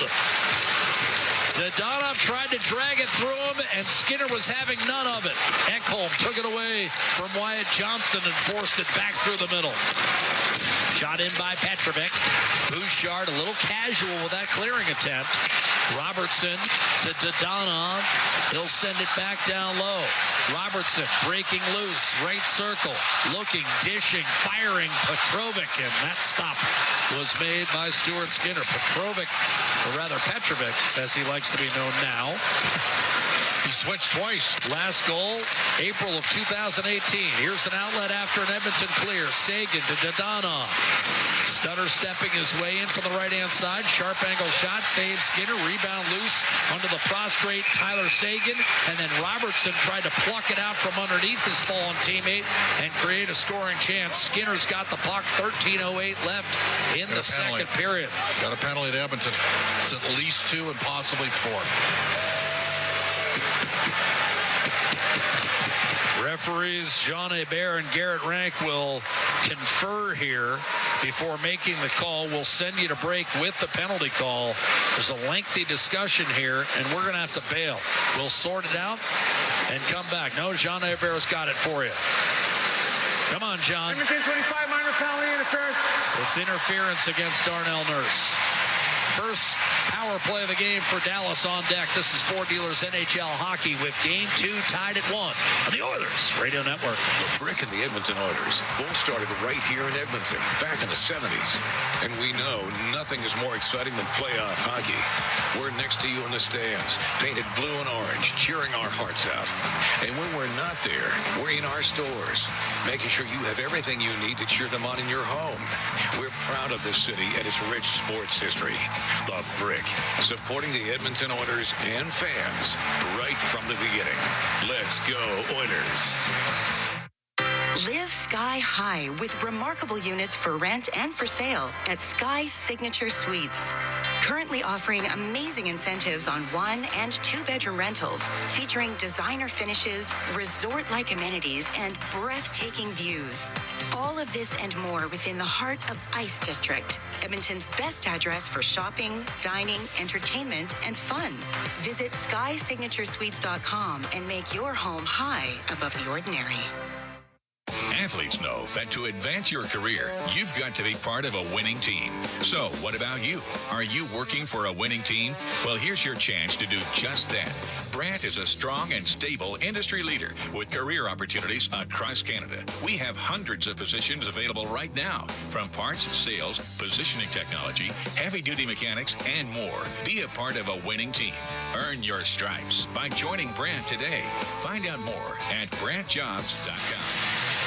Face-off left side of Stuart Skinner just made a fantastic stop on Evgeny Dodonov. A face-off win for Tyler Sagan. And the Stars' power play starts with offensive zone time. Nugent Hopkins and Derek Ryan pursue up top. Johnston shot to the middle of the ice, and that was deflected away by Stuart Skinner to Ekholm, and then a hard rim by Desharnais. He got it through. A desperation attempt to hold on by Jason Robertson. Stars' power play. In the postseason, 25%, but 0 for 5 the other night, including the 4-minute double minor in overtime. Robertson in from the right-hand side, wrapped up with Ryan McLeod, challenged by Fogle. Here's Heiskanen, left circle, wrist shot, fought off by Skinner against Jamie Benn.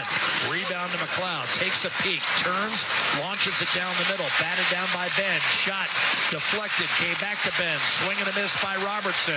Heiskanen high slot, Johnston right circle, inside. Robertson gives it up, and Benn could not get a shot away. He was tied up with McLeod.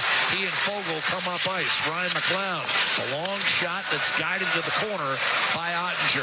Talked to McLeod and Fogle today about the penalty kill, which has been fantastic, better than 92%. Third best all time in the history of the Stanley Cup playoffs, and they said, hey, short shifts, get off. Clear the puck, get off the ice. Mason Marchment heading for the net, left wing, turned it back the other way. Connor Brown will chip it past Harley, and Dallas's power play down to 25 seconds. The Nap Auto Parts penalty kill, 37 for 40, entering tonight's play, including 19 in a row. A chip and charge Stankoven hung up, and then the Oilers fire it out of play. It was tipped. The crowd thinks it's delay of game, but no. And merely a face-off to the left of Stuart Skinner, with the Stars' power play time having dwindled to just 16 seconds. Well, Thomas Harley just got enough of the Oilers' Connor Brown, because he might have been off to the races if he'd been able to poke the puck past him.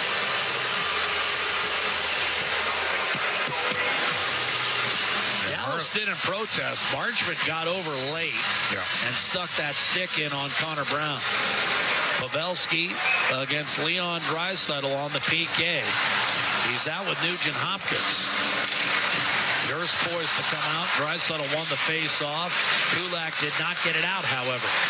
So the Stars, Duchesne to the middle of the ice. Wrist shot, blocker save made by Skinner. Brilliantly done. And now Nugent Hopkins to Draisaitl. He's away with Cody Ceci. Draisaitl right circle. Poke checked away. And Pavelski will send it up to Mason Marchment. Darnell Nurse has come back out onto the ice. A centering pass floats through traffic untouched. And it's Pavelski trying to force it down low. Harley pinching in. Nurse sends it ahead, and McDavid is on the ice, defended by Heiskanen and forced to the far corner. Good work by Heiskanen, and a clear for the Stars. Pavelski turns, locates Matt Duchesne over the line left to right. Checked by Bouchard, and then the puck slammed down low with 10.5 to go in the second period. Game 2 tied at 1. Lead pass, Bouchard to Hyman. Exploded off his stick, laid off by Lindell to Chris Tanev, and brought up the right-hand side by Craig Smith. Draisaitl gives it up for Ekholm. McDavid cross-ice to Bouchard, and he'll backhand it in. So the Oilers going with McDavid, Draisaitl, and Hyman, fresh off a successful penalty kill.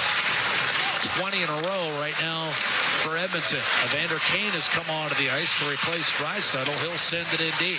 McDavid and Hyman in hot pursuit, but Craig Smith, the wily veteran, now in his 13th year, with a clear up the right-hand side. It's fired down the middle. Ottinger, with McLeod bearing down on him, will fall on it, and then a little cross-check on McLeod late, coming from Ryan Suter, and now players on both teams will be separated.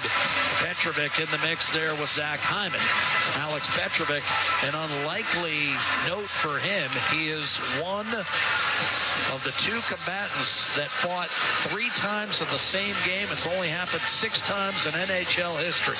Petrovic fought Evander Kane 3 times in the same game.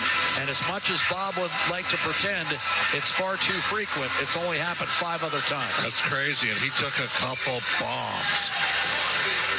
So the Oilers prepare for an offensive zone draw here. North side guy challenging. Played for the Red Deer Rebels.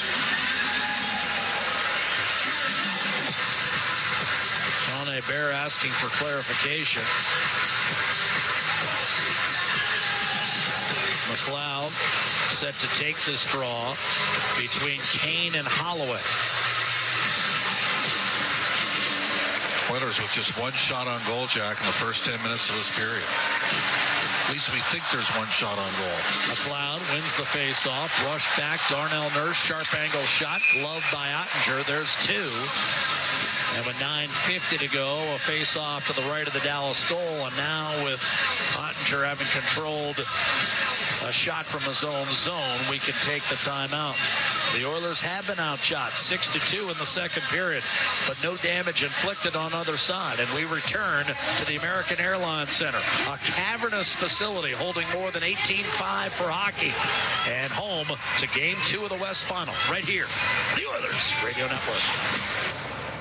International Union of Operating Engineers, Local 955, is one of Alberta's largest and most diverse union locals in the province. Members work in everything from construction and maintenance to pipelines, renewables, healthcare, education, municipalities, and more. They are a big part of Alberta's past and will be a big part of Alberta's future. Apprenticeship, jobs, pension. That's IUOE Local 955. Visit joinustoday.ca to learn more, and let's go Oilers. When the Oilers are on the ice, the big hits are a part of the game.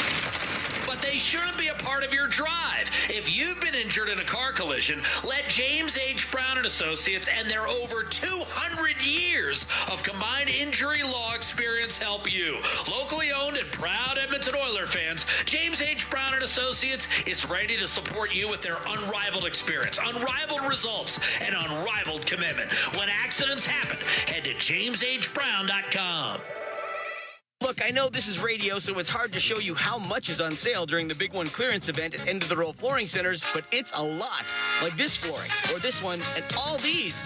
Yep, all at clearance pricing for a limited time. Now, you don't need to just imagine what it would look like, though. You can use our visualizer at endoftheroll.com to upload a picture of your room to see the flooring in your actual home. Try it. Find something you love, then get a great deal on it at the Big One clearance event on now at End of the Roll Flooring Centers. Let's get flooring. All games, all season. You're listening to the Oilers Radio Network. 50-50 jackpot currently sitting at $1.43 million. You've got about a minute to get in on an Oilers home opener package. It's part of our early bird prizing. If you don't get it in time, don't worry, $15,000 cash. You got another half hour to get involved in that. Off the draw in the Dallas zone, the Stars guilty of an icing call down the right wing boards. Tonight's Oilers playoff 50-50 support of Make-A-Wish Canada, the YMCA of Northern Alberta, and of course the Edmonton Oilers Community Foundation. A face-off coming back in the Dallas zone to the right of Jake Ottinger. Our score in Game 2 of this best-of-7 Western Conference Final is 1-1. The Oilers having won Game 1 in double overtime Thursday night. Connor McDavid, the game winner. Oilers never trailed in that game. We're up 2-0 at one point. Draisaitl wins a face-off against Tyler Seguin. In fact, they've only been behind for 44 seconds in this series. McDavid to Draisaitl. Beautiful move around Seguin. Quick shot fought off by Ottinger. Rebound. Draisaitl tried to tuck it in front. So Draisaitl and McDavid following the television timeout. And they've got some pressure working with Evander Kane. Pitchforked out of there by Jason Robertson.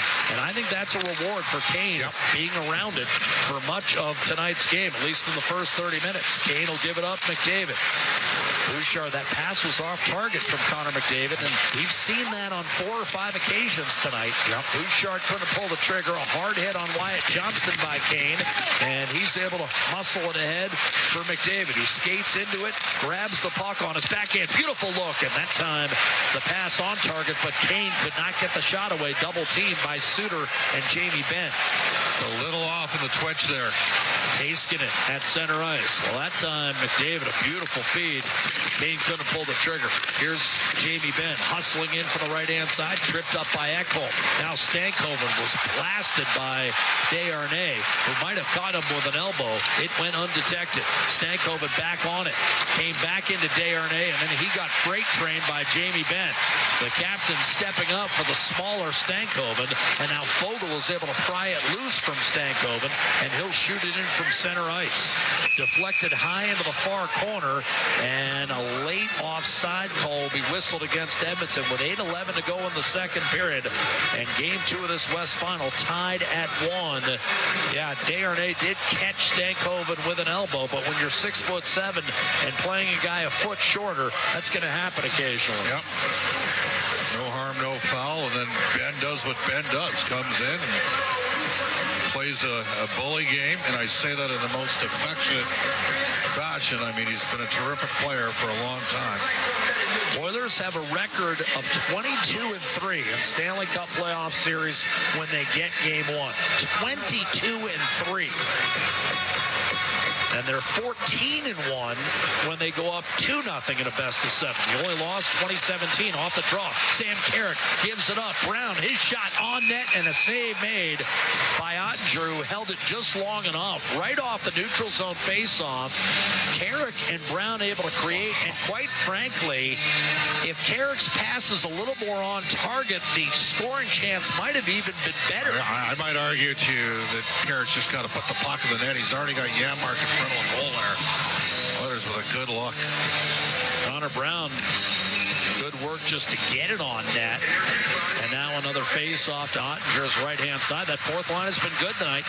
Chris Knobloch led off the second period with him. McDavid won a face-off. Bouchard, a shot tipped, and that wobbled just wide of the net. Hyman threw his man into the corner. Dallas able to clear. Edmonton tags back up. There's a shattered stick on the ice. Bouchard lost the handle. Pavelski to Duchesne in over the line. Quick shot, Archman, and he blistered that one wide. Good look from the slot. Duchesne on the rebound. Pavelski, sharp angle. Off the stick of Stuart Skinner. Rebound out to Esa Lindell. Long shot. Tipped just wide. Trying to anchor himself down low was Duchesne. Here's Cristana around the end boards. Lunging for it. Esa Lindell. They'll put it high up on the plexi. And that's jabbed at by Nugent-Hopkins and back to center ice. Cristana giving ground against Nugent-Hopkins. Locates Matt Duchesne. In over the line. That clipped off the ankle of Nugent-Hopkins. Whiffed on initially by Bouchard. Now he tries the right-hand side. And Hyman will be cut off at the Dallas blue line. Tied to Landria for the Stars. He'll chip it softly behind the net. Sam Steele after it. Wrapped up with Bouchard with 6:52 to go in this second period.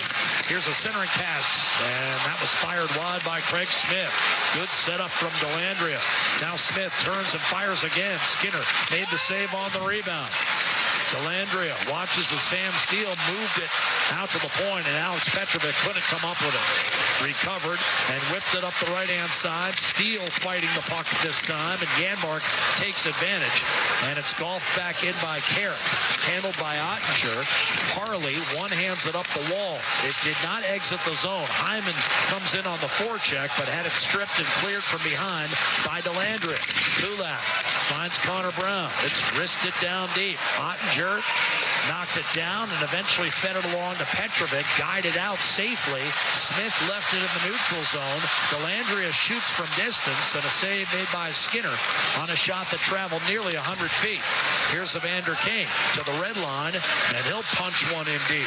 Ryan Suter gathers. Heiskanen flipped it up the glass. Draisaitl could not hold the zone. Johnston ahead. Sagan whiffs, shoots, towed aside by Skinner. Rebound Darnell Nurse to Evander Kane. 5.5 to go in the second period. Kane. Did he put too much on it? Wow. He did, as Suter got back just in time to create icing against Dylan Holloway with 5:32 to go in the second period. And Game 2 still tied at 1. The shots in this period, 8-4 for Dallas, and a great look a little bit into the feet of Craig Smith on the setup from Delandria. Draisaitl at the blue line there has got to get his body in front of the puck. He's got such a great stick. He thought he could knock it down. He didn't. And they ended up getting a chance going the other way. There's the Cece up the right-hand side. Craig Smith, a 5-time 20-goal scorer on Dallas's fourth line, and occasionally a healthy scratch this year. Chipped off the glass and out by Heiskanen. Nurse wires it back into the Dallas zone. Suter taken against the boards by Holloway. And then Evander Kane just skated right through Suter to force it down low for Heiskanen. Off to Dodonov, and Dallas left to right through the neutral zone. Sagan gives it up, gets it back. Couldn't beat Skinner. Rebound, and another save. Stuart Skinner on Robertson, who does not have a goal in his last 9 games. Sagan to Stankovic, checked by Derek Ryan, and Leon Draisaitl will twist it back inside the Dallas line. The last 2 years, that was in the net for Robertson. That line of Draisaitl, Holloway, and Kane, they got to manage the puck in the ice a little bit better, Jack. Lifted back in by Wyatt Johnston, blasted around the boards by Ekholm. Tanev threw it into the slot. Bouchard sent it ahead for McLeod. He'll shovel it in from the red line. Fogel in on the forecheck. McLeod put it into Fogel's feet, got it back, set up Bouchard, faked the slap shot right around Johnston, lets it fly. That missed high blocker came off the glass to Ekholm. Top of the left circle, Fogel heading for the net, shoots, and a save made. Fogel has not scored since an empty netter to lead off the playoffs. Game 1 win against LA. Here's Fogel. Gives it up for Bouchard. Right half boards. A shot. That was tipped. And Dallas with a chance to clear. And Jamie Benn does exactly that with less than 4 minutes to play in the second period. Benn opened the scoring. Brown answered 44 seconds later. Here's a lead pass to Ryan Nugent-Hopkins. Right wing attacking zone. Zach Hyman did not pull the trigger. Pressure from Harley. Gets a shot away. Easily sent to the corner by Ottinger. And it's one and done for Edmonton. Essa Lindell up the left-hand side. Too much on it for Marchment. Icing call against Dallas with 3:32 to go in this second period. And the Oilers and Stars still tied at 1.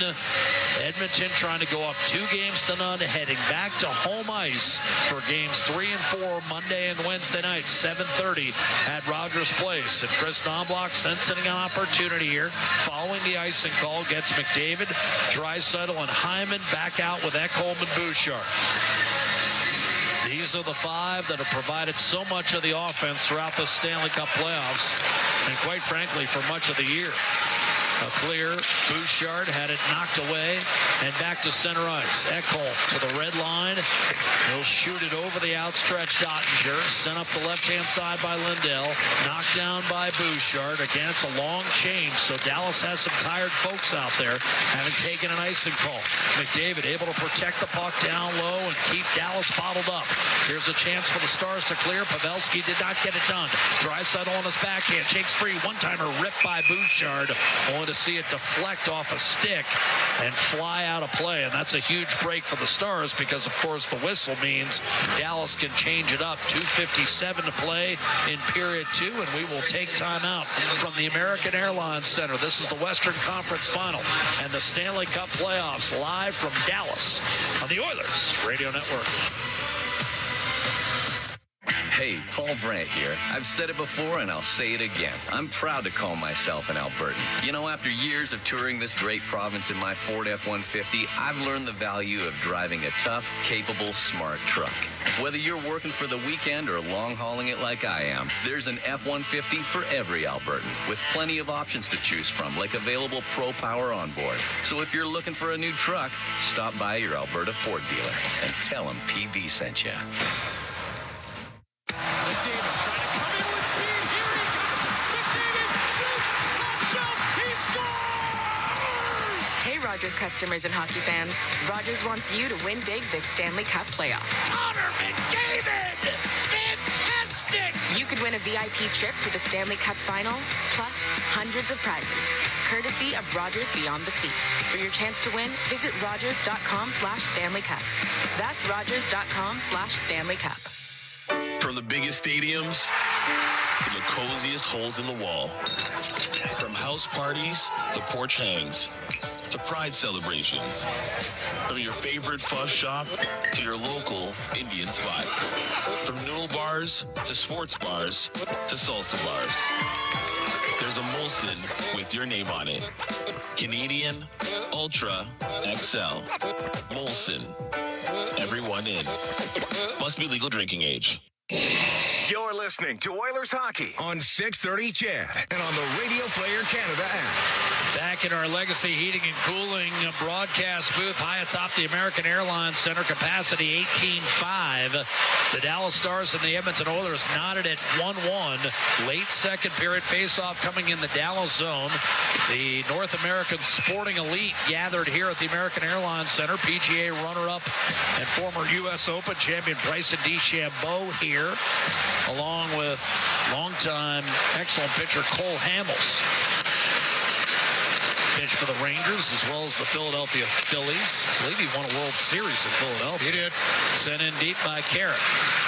Here's Ottinger off to Ryan Suter, backhanded off the glass, and that'll bound inside the Edmonton blue line. Cody Ceci back to pick it up for Edmonton. He assisted on the Connor Brown equalizer early in this first period. Early in the first period. Janmark driving in right-hand side. We're late in the second. Backhand wraparound save made by a splayed-out Ottinger. And now you've got Janmark trying that wraparound again, and that one off the side of the net. So Janmark clearly reading the scouting report on Ottinger. Craig Smith comes up with a puck in the high slot, and he'll clear for the Dallas Stars as we approach 2 minutes to play in the second period of Game 2 of this West Final. The Oilers trying to take a 2-0 lead. We're tied at 1. Draisaitl chipping and charging with Evander Kane up the right-hand side. Cleared out by Dadonov. Nurse to Vinny Desharnais. He'll snap it in from center.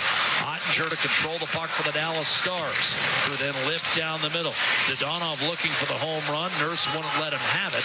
Deflected it away, and then Dadonov ducked out of a hit from Dylan Holloway, and it's sent out to Miro Haskin. Up to Jason Robertson at center. He's had a tough time scoring goals in the playoffs, even though the point production has been there. The Oilers force it down low, and it's Ottinger guiding the Suter, and once again the puck exits the zone. Snapped cross ice by Draisaitl to Nurse. Doesn't feel like there's a play there. Backs off into his own end. Draisaitl, meanwhile, lingers in front of his own bench. Desharnais will give it to Draisaitl, who kicked it out in the slot. Overrunning the play was Holloway, but it's poke-checked away from Sagan by Nurse, stymieing the attack momentarily. Now Stankoven races in. 3 Oilers collapse on him in the third. Connor McDavid brings it up ice with a minute to go in the second period. McDavid building speed. Kane, a shot blocked, rebound, and a save made. Jake Ottinger on Evander Kane. Up the right-hand side, Ekholm holds the puck in for now. McDavid playing with Nugent Hopkins and Hyman now, who has replaced Kane. Dallas forces it up the left-hand side. Stankoven at center to the middle of the ice. Ben stepping up Lindell. Tic-tac-toe, shot. Johnston, rebound. Ben couldn't get there. The Oilers will bring it the other way. Nugent Hopkins with 30 seconds to go. Puts the brakes on, left circle, attack zone. Sets it up. Ekholm a drive. A save made by Ottinger. And trying to plow his way through with Zach Hyman.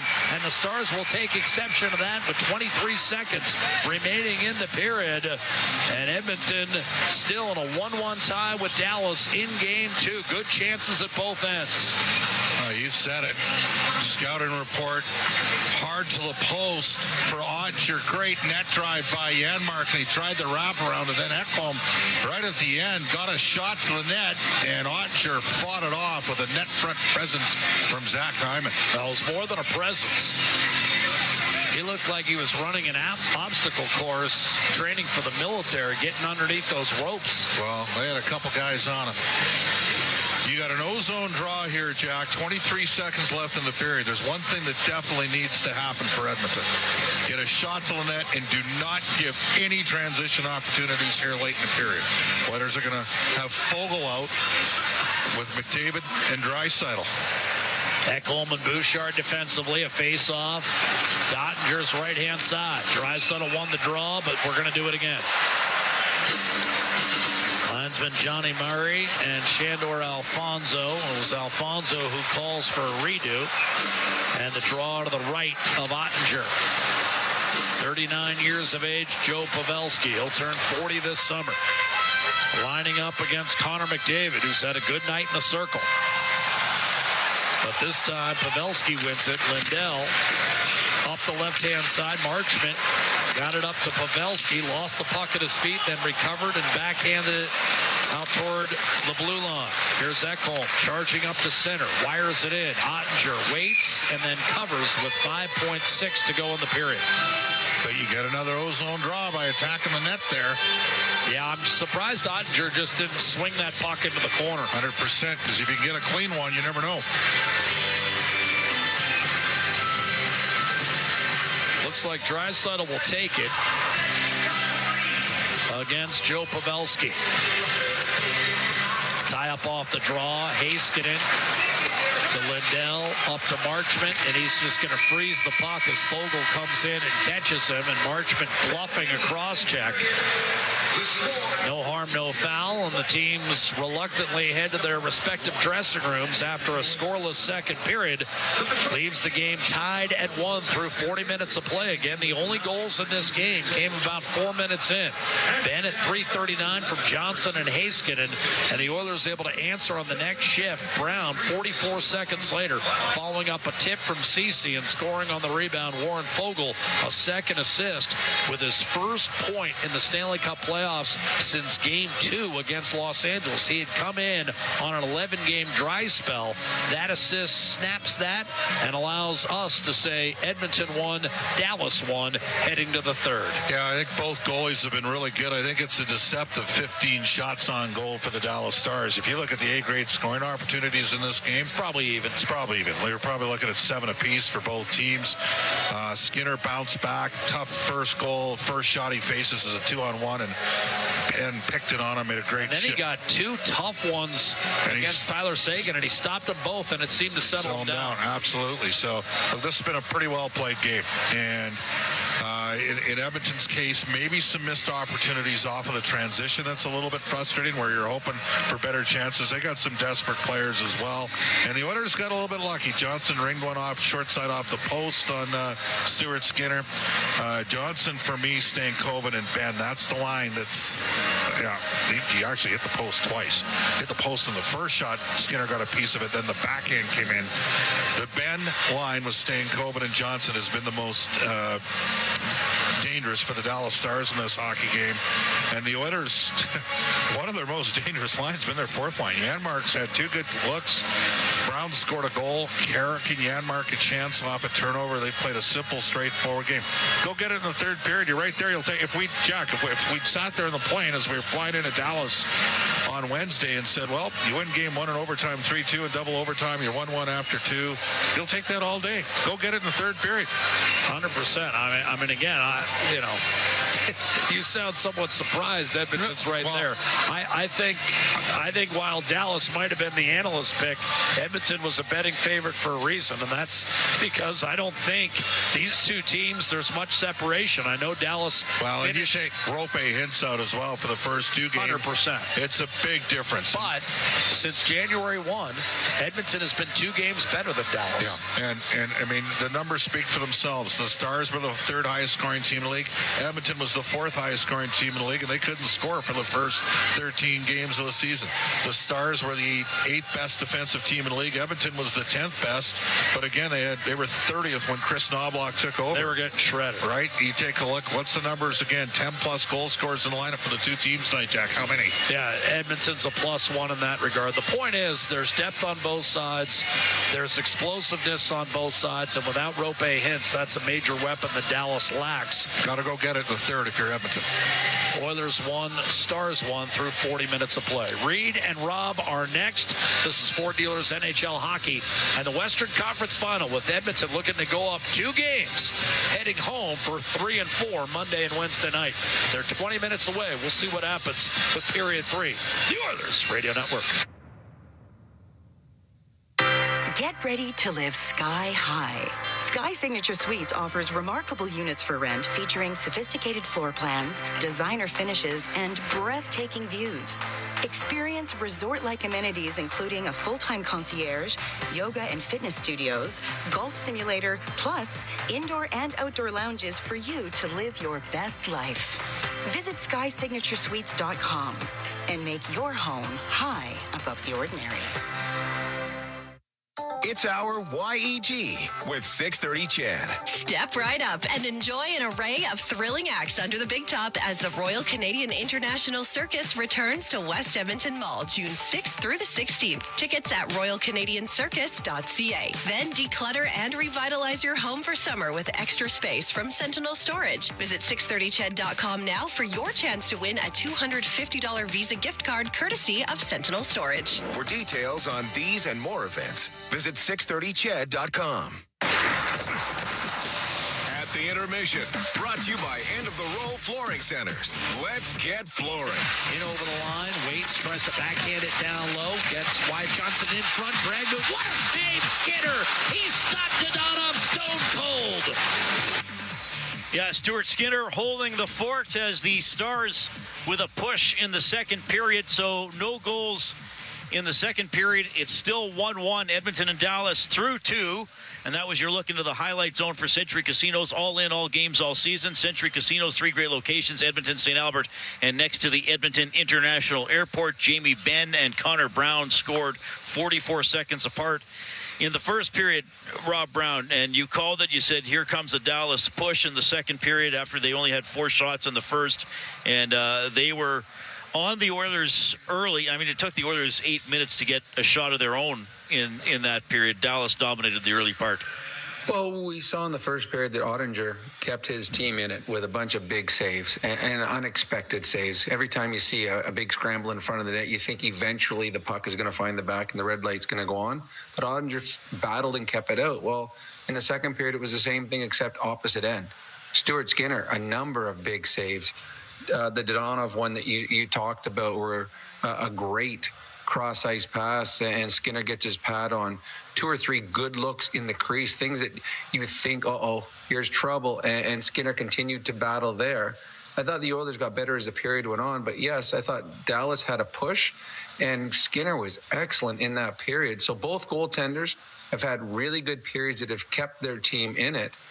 And Reed, I don't know if it can get any better an opportunity for the Oilers. It's simple. You win a period, and you're up 2-0 and halfway to the Stanley Cup Finals. So I'm pretty sure that this would be something that 48 hours ago, if someone said, all right, you're going to be up 1-0, you're a period away from winning and being up 2-0, the Oilers were pretty excited about it. So a fantastic opportunity going into the third period here. Yeah, and another great game all around to watch. I mean, just great playoff hockey. The Oilers have now killed 20 straight penalties. That Dallas power play, the Oilers have usually been good at clearing pucks, Rob. Dallas kept a couple in. They had a couple of good looks, but the Oilers survive it. They did. We've seen so many times on the Oilers power play that when a team fails to clear, it usually ends up in the back of their net. And the Dallas Stars twice kept pucks in and created second and third opportunities.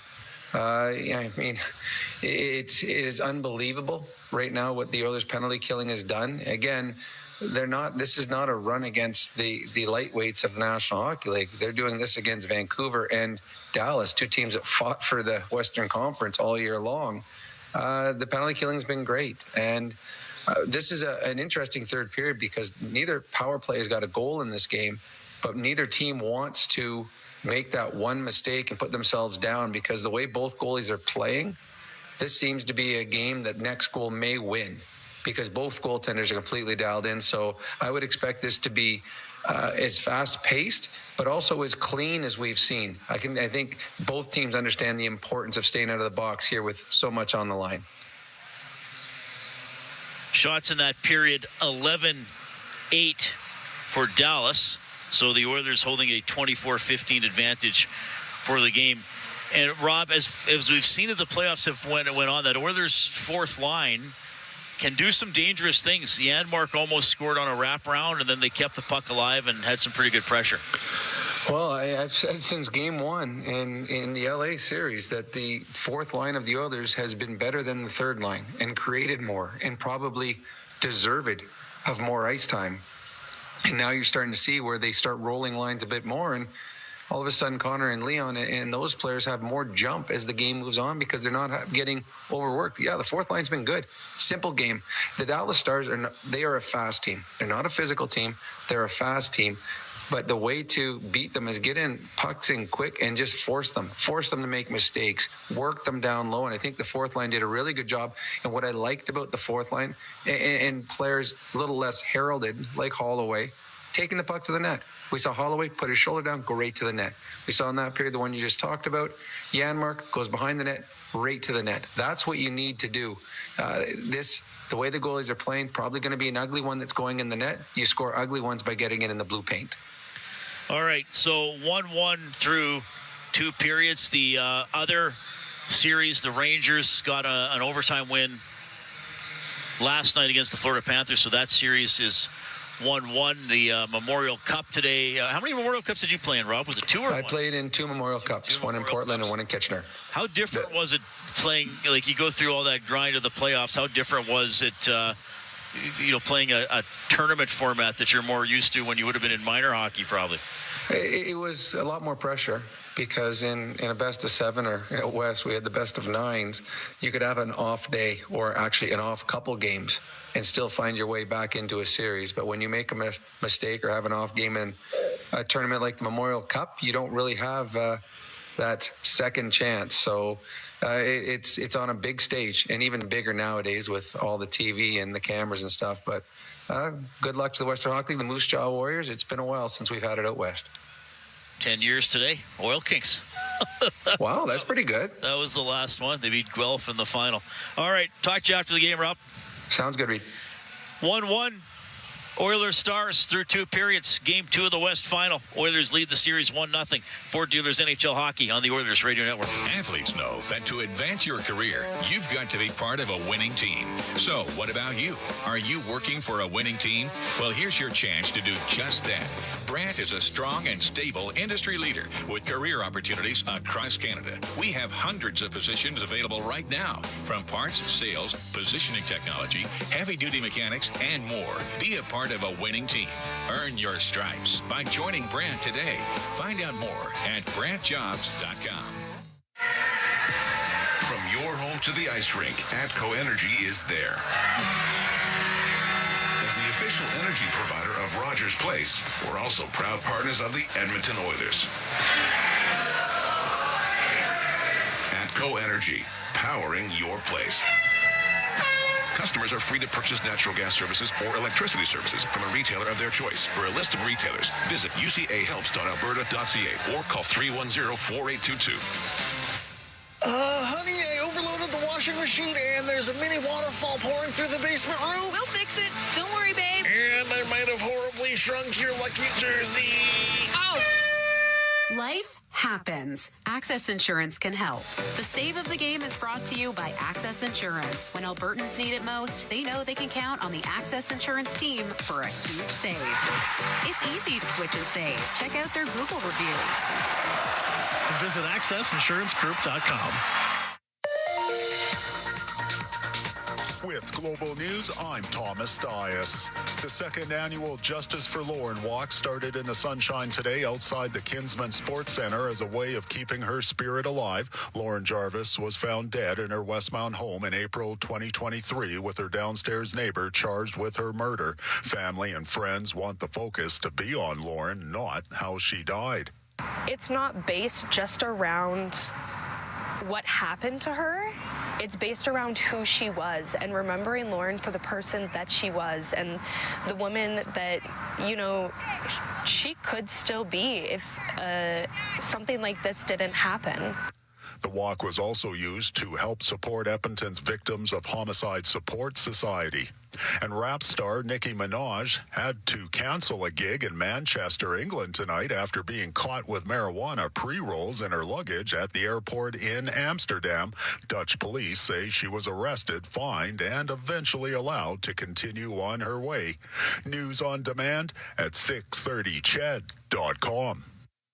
Until June 8th, make the shift to more savings at Fountain Tire and get up to $200 off a set of 4 select tires, plus a bonus $50 off any service of $150 or more. Restrictions apply. Financing available. Book online today. I can tell by the look on your face you're thinking about it. When you play the largest 50-50 in sports, everybody wins. Your support makes all of Oil Country a better place. A place of kindness, caring, and compassion. Uplifting those in need, changing lives forever. The largest 50-50 pot in professional sports is currently growing by the second. Get your tickets now at EdmontonOilers.com and help change lives today. Maybe even your own. AGLC license number 645766. Straining to find the right home? You're going to love this. For a limited time, get back in the game with a free Oiler Fan Cave basement by Coventry Homes. This playoff package includes a free basement, plus an exclusive Oiler Fan Cave, complete with their signature customizable designs and top shelf finishes at no additional cost. Because flexibility is within reach. Coventry Homes, the official builder of the Edmonton Oilers. Until June 8th, make the shift to more savings at Fountain Tire and get up to $200 off a set of 4 select tires, plus a bonus $50 off any service of $150 or more. Restrictions apply. Financing available. Book online today. I can tell by the look on your face you're thinking about it. At the Intermission, brought to you by End of the Row Flooring Centers. Let's get flooring. I'm in Rogers Place, the sold-out watch party. Rogers Place will host games 3 and 4 of the Western Conference Final. 6:30 starts on Monday and Wednesday. Game 6 could be here as well. Tickets for all 3 Oilers home games of the Western Conference Final on sale now at EdmontonOilers.com. Limited selection of upper and lower bowl seats available for each game. You can also sign up for last-minute ticket alerts by using EdmontonOilers.com/ticket alert. Okay, let's check your scoreboard. It's presented by Pizza 73, official pizza of the Edmonton Oilers. Game 3 of the NBA Eastern Conference Final tonight. About 3.5 minutes into the second half, Pacers lead the Celtics 75-61. Celtics won the first 2 games on home court. World Hockey Championship today. Canada will play for bronze against Sweden tomorrow. They lost 3-2 in a shootout to Switzerland in the semifinal. At the Memorial Cup, it's London shutting out Drummondville 4-0. At Commonwealth Stadium this afternoon, CFL preseason action. The Elks lose 28-27 to the Saskatchewan Roughriders. And in baseball, the Detroit Tigers over the Toronto Blue Jays 2-1. Ben scored 3:39 into the game. Brown scored 44 seconds later. That's it through 40 minutes. 1-1 Oilers and Stars heading to the third with Jack and Bob. Ford Dealers NHL Hockey on the Oilers Radio Network. At the Intermission has been brought to you by End of the Roll Flooring Centers. Let's get flooring. Chemco is building industry across Canada, and now they're on the lookout for civil and electrical project managers, estimators, and superintendents to join their dedicated team. Why Chemco?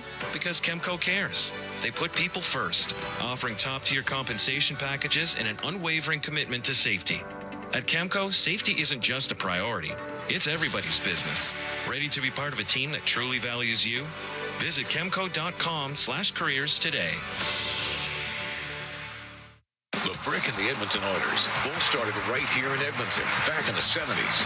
And we know nothing is more exciting than playoff hockey. We're next to you in the stands, painted blue and orange, cheering our hearts out. And when we're not there, we're in our stores, making sure you have everything you need to cheer them on in your home. We're proud of this city and its rich sports history. The Brick, supporting the Edmonton Oilers and fans right from the beginning. Let's go, Oilers. Proudly headquartered in Edmonton, Capital Power is powering change by changing power. Be part of the energy and join Capital Power in cheering on our Edmonton Oilers. From Ice District and across oil country as they chase another championship banner. Visit capitalpower.com to learn about how they're delivering reliable and affordable power for communities today and creating innovative solutions for a clean electricity future. Listen on air, online, and on the Radio Player Canada app. This is the Oilers Radio Network. We bring you back live for the start of the third period. Jack Michaels, Bob Stauffer with you from our Legacy Heating and Cooling broadcast booth. It's all in the balance right now. 1-1 our score. Game 2 of the Western Conference Final. Third period underway. Pavelski against McDavid and shoveled in by Miro Heiskanen. The Stars go to work in the offensive zone, right to left. It's chipped down low. Ultimately, the Oilers pull it back to the line, held in by Lindell. He'll swing it around the boards. Pavelski squirts loose. McDavid playing with Nugent-Hopkins and Hyman. Nugent-Hopkins outlet deflected. He might have gotten away with slashing the stick out of Pavelski's hands as he runs in from the left-hand side. Lindell steers safely up the right wing boards for Jason Robertson, and now Duchesne in full flight, taking Ekholm out wide, nudged it toward the net. Skinner could not pull it in. The puck trickles free. Pavelski off an official. That's a good break for Edmonton. Hyman creating a 2-on-1. Here's McDavid from Nugent-Hopkins, and poke checked away at the last moment. McDavid tried to stuff it back inside, and that was deflected away for Thomas Harley. Now, the Stars weaving their way through. It's Harley getting it in deep. Edmonton immediately exits the zone up the left-hand side in front of the Dallas bench, and Kane struggling to stay on side, but Holloway could not do it. Neutral zone face-off upcoming. Nearly a 2-on-1 for Nugent-Hopkins and McDavid, and Connor was kind of at the end of his shift. Puck kind of was rolling. They're saying that Sportlogic says that the chances off the rush are 5-1 for Edmonton. Doesn't seem like that to me, Jack. Well, that means if that were true, then Dallas, one of the best rush teams in the NHL, has had exactly one chance through 6.5 periods. Here's a centering pass. One-timer ripped and set up by Draisaitl, missed by Holloway. What a chance for Edmonton coming over the line, and Holloway missed from the high slot. Now Draisaitl steal, hitting for the net, and this time shovels it over to Kane, and he can't finish. Tied up with Heiskanen. Ryan Suter comes over, makes a play up the right-hand boards to Tyler Seguin. Snapped ahead for Wyatt Johnston, and it's forced in deep into the Edmonton zone. Dodonov tried to slip underneath the check of Vinny Desharnais. Along the end boards, Draisaitl looked to get it out. Dodonov, who's been knocking on the door in this series, finishes his check on Holloway, but it's lofted back through center. Kane looking to make a mark at the Dallas blue line. Petrovic did not get it in deep, and the Oilers drill it right back into the Dallas zone. Another great look for Evander Kane. He just couldn't finish. That's the Lindell up the left-hand side. That looked offside and is whistled as such as Jamie Benn was flying the zone, and Stankoven could not quite get that puck in the offensive zone for him. 2.25 gone by in the third period. The Edmonton Oilers, through 2 periods, out shooting the Dallas Stars by a count of 24-15. They adjusted the shot clock slightly in the second. Stars had 11 as compared to the Oilers' 8. It was Edmonton 16-4 in the first. Now Carrick is waved off the dot in the neutral zone, replaced by Connor Brown, who promptly loses the draw, but it actually trickled through Thomas Harley, so Dallas has to scoop it up in its own end. Lifted by Chris Tanev ahead for Jamie Benn. Trying to get around Cody Ceci, does so. Centering pass goes all the way through to Chris Tanev. He fires through a seam. Stankoven has Skinner down and out. Off the glove. It stays out. Stankoven banked it off the glove of Skinner, and it wouldn't go. Shot by Harley does not make its way through to the Oiler goal. And then Harley failed to control the zone, and Brown took it away. Right circle shot, and he blistered that one high blocker, but over the net. And Jamie Benn carefully up the right-hand side to Ty Dellandrea. He turned it over at the Oiler blue line. Darnell Nurse moves it to Desharnais. He'll shoot it around the boards. Derek Ryan on it for Edmonton. He has not scored a goal since February the 17th. Ryan McLeod forced it back behind. Suter up the right-hand side, and it's cleared by Sam Steele. Now Marchment to the middle of the ice, where McLeod is there to defend Dellandrea. Got it to Darnell Nurse up the right-hand side. Derek Ryan could not get it out.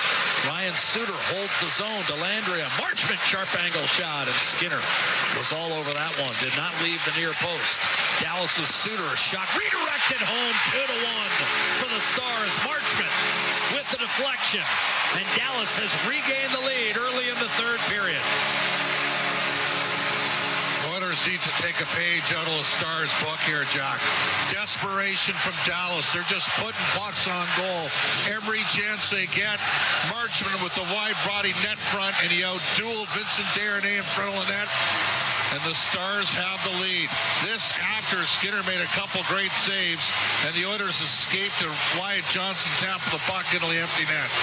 Derek Ryan on the boards got absolutely buried, and Marchment got enough of the deflection, and the Stars make it a 2-1 game for Dallas. He was the man who took the sharp angle shot to begin with, a live hop off the pads that went out to Suter, and his floater from the left point redirected home. Marchment, his second goal this postseason and his 9th career Stanley Cup playoff goal. Sent in deep by Matt Duchene. Marchment, career highs of 22 goals and 53 points during the regular season. Here's Bouchard activating and set up by Nugent Hopkins. Hyman could not make a play, and Dallas's Heiskanen lifts back through center. So Dallas at second lead of the series, trying to make this one last a bit longer than their previous lead, which was all of 44 seconds. Nugent Hopkins to Bouchard, and that sailed high and wide. Hyman kept it alive for Matthias Ekholm. Hesitated, moved it down the boards for Heiskanen. He shoveled it. That left the zone, so Edmonton has to tag back up. I'm not sure Hyman realized that. Bouchard walks in right point. He'll try to center, deflect it away, and shovel back the other way, and that'll be an icing call against the Dallas Stars with 15:20 to play in the third period. The Stars able to get a deflection in front of Stuart Skinner. And Skinner did a real good job in the final 2 games against Vancouver and game 1 here against Dallas, tracking pucks through screens after he got lit up early by the Vancouver Canucks. Well, that was a tough deflection. 3-0, 923 save percentage over the stretch that Bob's referring to for Stuart Skinner. Just circle back to the first period, the amount of chances. And Evander Kane's got 4 shots on goal. He's had 8 shot attempts.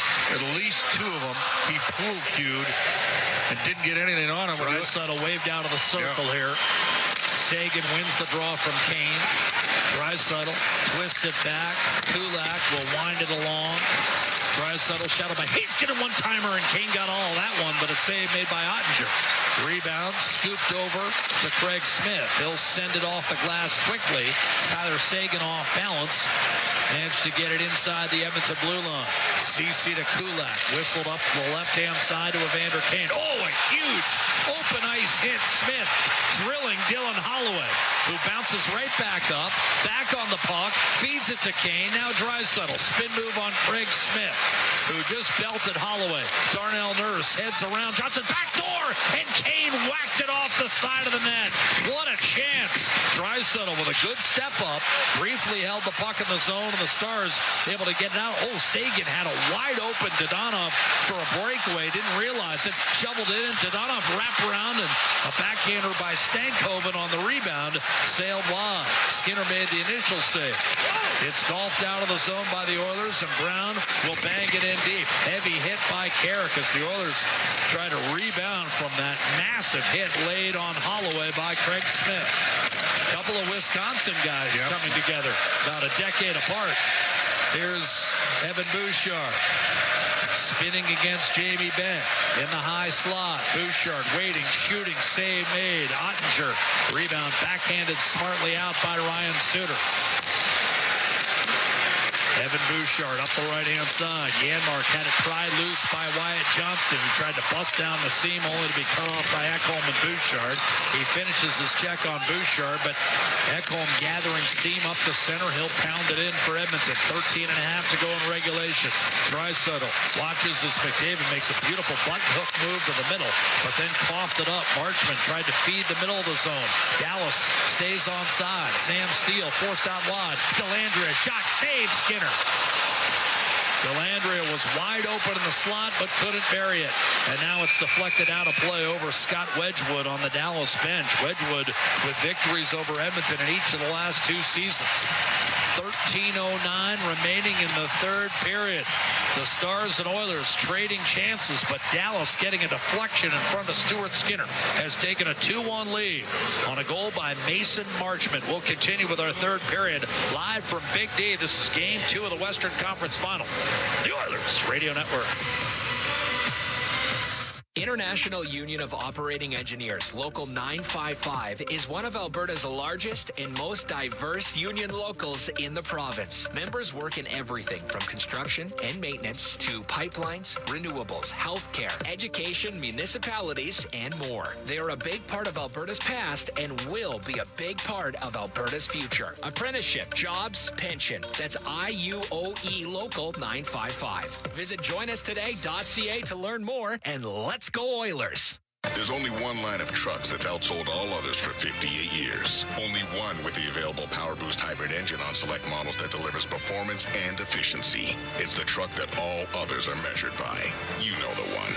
Tough this smart can only be called F-150. Right now, lease the 2024 F-150 STX with black appearance package at 2.49% APR for up to 24 months with 4,800 down. That's just $228 bi-weekly. Visit your Alberta Ford store or Ford.ca for details. Get ready to live sky high. Sky Signature Suites offers remarkable units for rent, featuring sophisticated floor plans, designer finishes, resort-like amenities, and breathtaking views. Situated in the heart of Ice District, Sky is the address for socializing, dining, entertainment, and fun. A building like no other in a location like no other. Visit SkySignatureSuites.com and make your home high above the ordinary. All games, all seasons. You're listening to the Oilers Radio Network.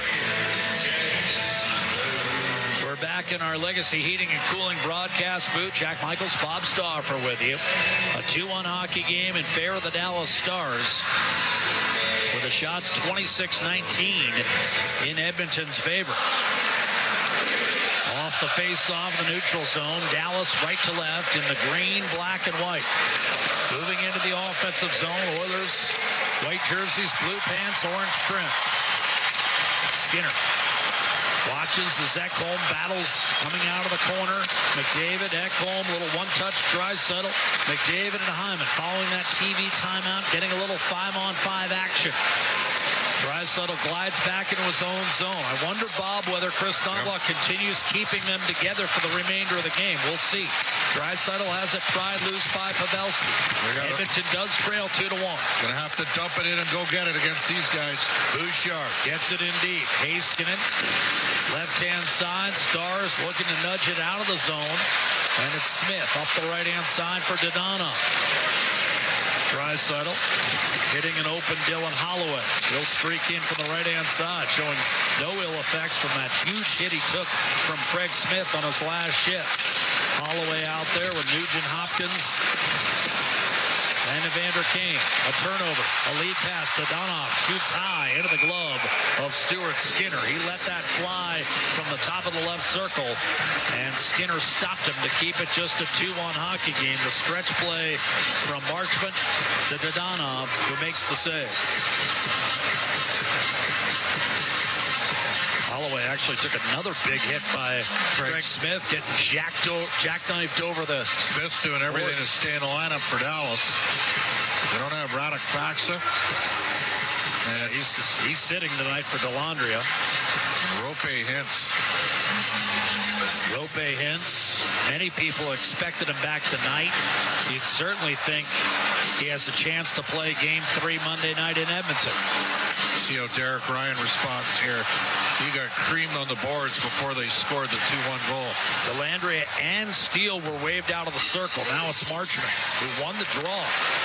Here's a shot coming from Harley, and again, a glove save made by Skinner. I'm not sure that one was going to be on net. 11:50 to go in the third period. For whatever reason, the Oilers have lost both games in which they've been tied after two in this Stanley Cup playoffs. Want to remind everyone, your 50-50 jackpot now sitting at $1.5 million and climbing. And again, benefiting our friends at Make-A-Wish Canada and the YMCA of Northern Alberta, YMCA. Up the left-hand side, batted down, tipped ahead. Derek Ryan to the middle of the ice, looking for Janmark. Deflected away, Ryan defended up top. He'll send it down low. Janmark got steamrolled by Petrovic down low. Now the Oilers scored against this pairing back in the first period. Wrapped around, and I think that climbed up over top of the glass and into the mesh behind the Dallas net. And so the Oilers will have to settle for an ozone draw here with 11:25 to play in this third period. And indeed, it looks like we are going to see McDavid, Draisaitl, and Hyman the rest of the way as Nugent-Hopkins continues to center Holloway and Kane, and that's the unit sent over the boards by Chris Knobloch. Nugent-Hopkins with 2 goals and 6 points in his last 3 games coming in.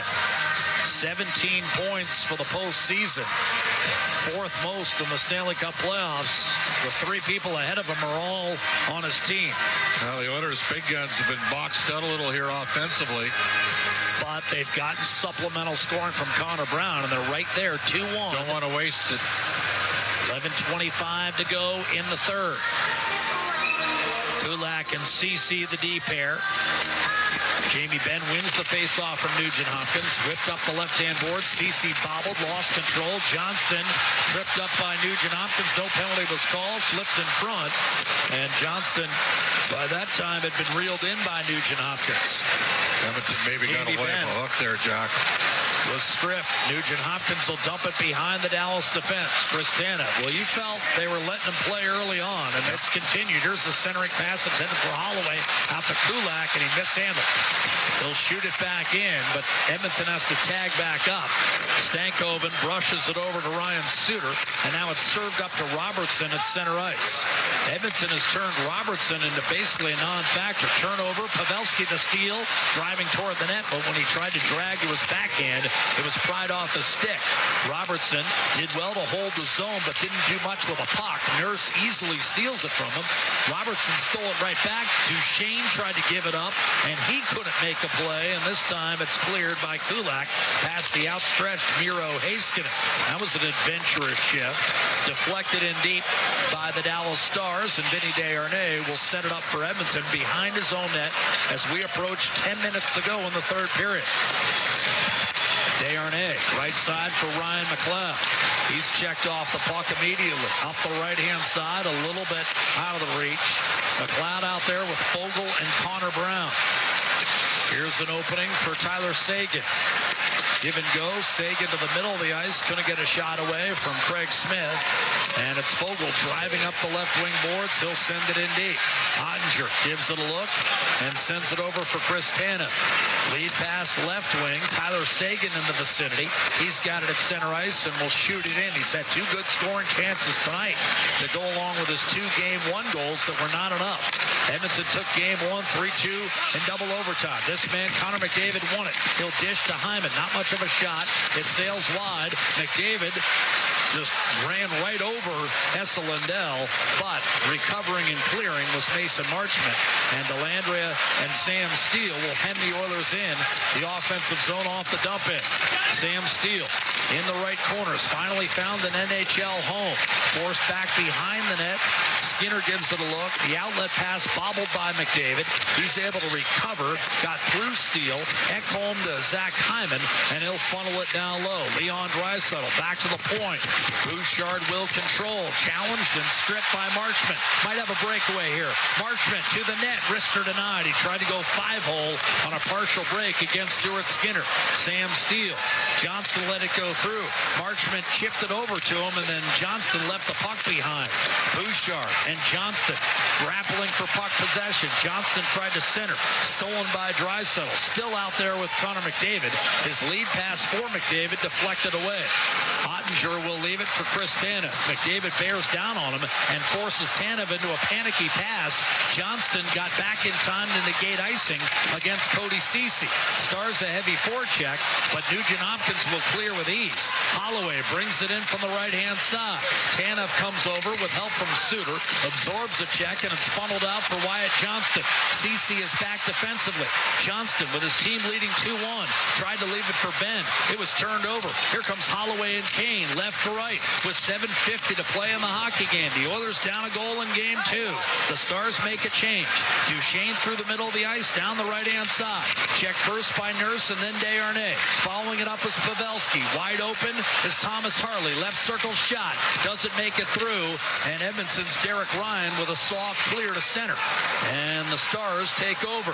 Petrovic waits, delivers. One touch on to Joe Pavelski. Right circle wrist shot. Walker saves Stuart Skinner. 7:20 to play in this third period. The Oilers come the other way. Maybe a 3-on-2.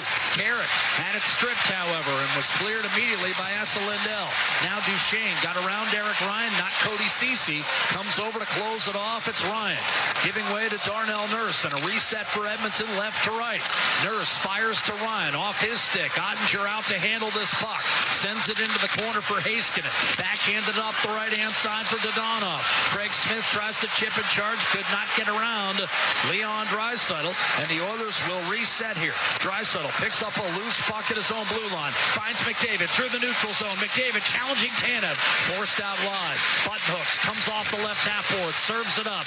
Kulak a shot. Waited too long. Deflected out of play. 6:33 to go in the third period. This is the Stanley Cup playoffs. The Western Conference Final. The elite of the elite. 4 teams are left. The Rangers and Panthers are tied at a game apiece. Dallas is 6.5 away from doing the same to Edmonton. It's the Stars 2. The Oilers 1. 6.5 to go in regulation on the Oilers Radio Network. Even though your 20s are behind you, you still get to have firsts. Like the first time your knee hurts after a morning run. Or the first time you felt certain muscles after a workout. Whatever your pain, Advil Liquid Gels are here for these firsts. Advil Liquid Gels provide liquid fast relief for everyday aches and pains, so you can get back to your everyday active life where firsts still happen. When pain says you can't, Advil says you can. Experience the exciting casino action at 3 Century Casino locations: Edmonton, St. Albert, and next to the Edmonton Airport. Dine at one of their amazing restaurants featuring daily specials. Check out the best in live entertainment at any amazing location. Plus, you can always enjoy a great selection of casino gaming options or try your luck at off-track betting. And now you can feel the thrill of live horse racing at Century Mile Racetrack. Century Casino has it all. Come for the action, stay for the fun. Discover the epitome of elegance at Alberta Diamond Exchange, dedicated to crafting unforgettable moments with exquisite jewelry collections for over 2 decades. From stunning engagement rings to timeless wedding bands and anniversary treasures, the Alberta Diamond Exchange commitment extends far beyond I do. Your journey with Alberta Diamond Exchange is not just about jewelry, it's about an unparalleled experience. Check out the Aspen Glen Landing Boutique in Southwest Calgary, and for more information, head to abdiamond.ca today. You're listening to Oilers Hockey on 630 CHED and on the Radio Player Canada app. Another beauty, another Stanley Cup playoff game, another 1-goal margin. You wouldn't expect anything else. Draisaitl out between McDavid and Hyman. Ekholm and Bouchard. The regular 5 you'd expect after a TV timeout. Jack Michaels, Bob Stauffer with you. 630 CHED, the Oilers Radio Network, Radio Player Canada app. We'll be back for games 3 and 4 Monday and Wednesday night in Edmonton. A face-off win for Draisaitl. Ekholm centering pass, and that's snagged by Ottinger just ahead of Evan Bouchard's desperate lunge. 6:27 to play in the third period. The Oilers have just 1 shot in the period. They've been outshot 6-1 in this frame, 17-9 since outshooting Dallas 16-4 in a first period that ended with a score tied at 1. Dallas, the go-ahead third period goal, a tip in by Mason Marchment. Off the draw, wristed up the left-hand side. Bouchard centering pass deflected out of the zone. Draisaitl will regroup at center as we approach 6 minutes to play in this hockey game. Oilers looking to take a 2-0 lead back to Edmonton. Here's McDavid, a little give and go with Ekholm. Heiskanen and Robertson come over, and Dallas comes up with a puck. Lead pass, Joe Pavelski.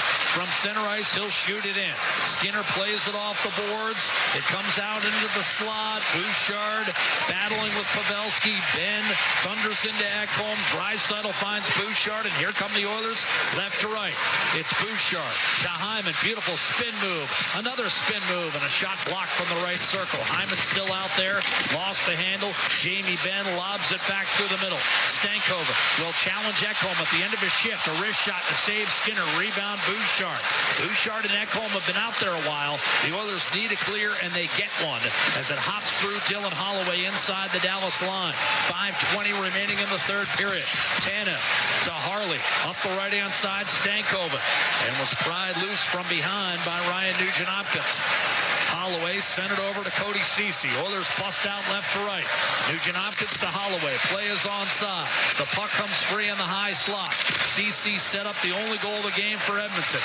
Nugent-Hopkins now double teamed on the right half boards. Heiskanen comes up with it. Got buried in the corner by Holloway. Sam Steele nudges. Comes free in the slot. Suter backhands it safely out to the Oiler blue line. Rifled back by Ceci. It hit an official. Smacked out of midair and drilled in deep by Sam Steele. And the Oilers will reset. Both teams making line changes. McLeod scampering to his right from his own blue line. He whistles a pass to Fogle. Drops it over to Connor Brown, the man with the only goal. Tried to thread it through, and it was picked off. Greg Smith the other way for Dallas with 4.5 minutes left in regulation. Closing quickly is Fogle. That looked like too many men on the ice against Dallas, and they missed it. The Stars come in on the forecheck at live speed. It was very close. Fogle certainly thought Dallas had 6. Stars come away with the puck. Here's Smith giving it up. Wrist shot saves Skinner, and one he had to make, and he did against Tyler Seguin, who's had 3 tremendous looks, and Skinner has stoned him 3 times. 4:05 to play in the third period. We'll take one final break from the American Airlines Center, roaring its approval of a 2-1 Dallas lead, forged on a third period tip-in by Mason Marchment. That's the difference right now. This is Game 2 of the Western Conference Final. Down the stretch in Dallas with 4 dealers NHL Hockey, the Oilers Radio Network. When you play the largest 50-50 in sports, everybody wins. Your support makes all of oil country a better place. A place of kindness, caring, and compassion. Uplifting those in need, changing lives forever. The largest 50-50 pot in professional sports is currently growing by the second. Get your tickets now at EdmontonOilers.com and help change lives today. Maybe even your own. AGLC license number 645766. McDavid trying to come in with speed. Here he comes. McDavid shoots. Top shelf. He scores! Hey, Edmonton. Rogers wants you to stay connected to your Edmonton Oilers. Connor McDavid! Fantastic! Catch every goal on Canada's largest and most reliable 5G network with Rogers 5G mobile plans. To learn more, visit Rogers.com/5G. That's Rogers.com/5G. Blue collar work deserves big dollar perks. Get a heavy wallet with Heavy Metal Equipment and Rentals. Heavy Metal Equipment and Rentals is hiring heavy equipment technicians, maintenance supervisors, PM servicemen, maintenance coordinators, and pretty much every other position that makes Alberta go. We help move the earth that makes Alberta grow. So why not work for a company that makes your bank account grow too? Visit heavymetalequipment.ca to find your new career. Heavy Metal Equipment and Rentals, helping you move the earth. Listen on air, online, and on the Radio Player Canada app. This is the Oilers Radio Network. 4:05 remaining third period. Dallas 2, Edmonton 1. The Oilers, again, just one third period shot. And they've had chances to put pucks to that Brown just off the last rush. He's trying to zip a pass inside, just get it to the goal. Use the goalie's pads as a pass off. Draisaitl, McDavid, and Hyman out there with Ekholm and Bouchard off the draw. Dallas comes up with it. Snap shot on net. Stuart Skinner's held sway. He's got 22 stops tonight. And it's 2-1 as Draisaitl walks in over the line. Dallas has outshot Edmonton 9-1 in the third. Here's Bouchard. Drags, fires, and that was blocked. Heiskanen got in the way. McDavid to Draisaitl. Now Dallas hanging on here. McDavid skittering, circling, swooping right circle. Moves it over. Ekholm's open. Shoots. And that was blocked. And Dallas is able to chip it off a stick. And that flies out of play. And the faceoff will remain in the Dallas zone. The Oilers had the Stars right where they wanted them. 3:32 now remaining in the third period. And Chris Knobloch elects to keep those 5 out there, even though they've been on the ice. 2 chances for point shots to get through, and the Stars sold out and blocked them both. It's already been a 49-second shift. They'll stay with Draisaitl, McDavid, and Hyman, hoping that elongated delay before this next puck drop helps them. Jamie Benn against Draisaitl. Off the face-off, squirts free. McDavid got it to Ekholm. Slap shot, glove save. Ottinger reaching to his left. That was hammered by Ekholm, who played his 100th Stanley Cup playoff game on Thursday and turned 34 years of age yesterday. Didn't have any net front on that one. Still, it's a good shot. Got a lot on it. What would our friend Danny Gallivan say? A cannonading blast. Yes. Here's Draisaitl lining up against Tyler Seguin. Seguin wins the faceoff. Esa Lindell ducks behind the net. Up the left wing boards, Jamie Benn rifles a pass on target over the line.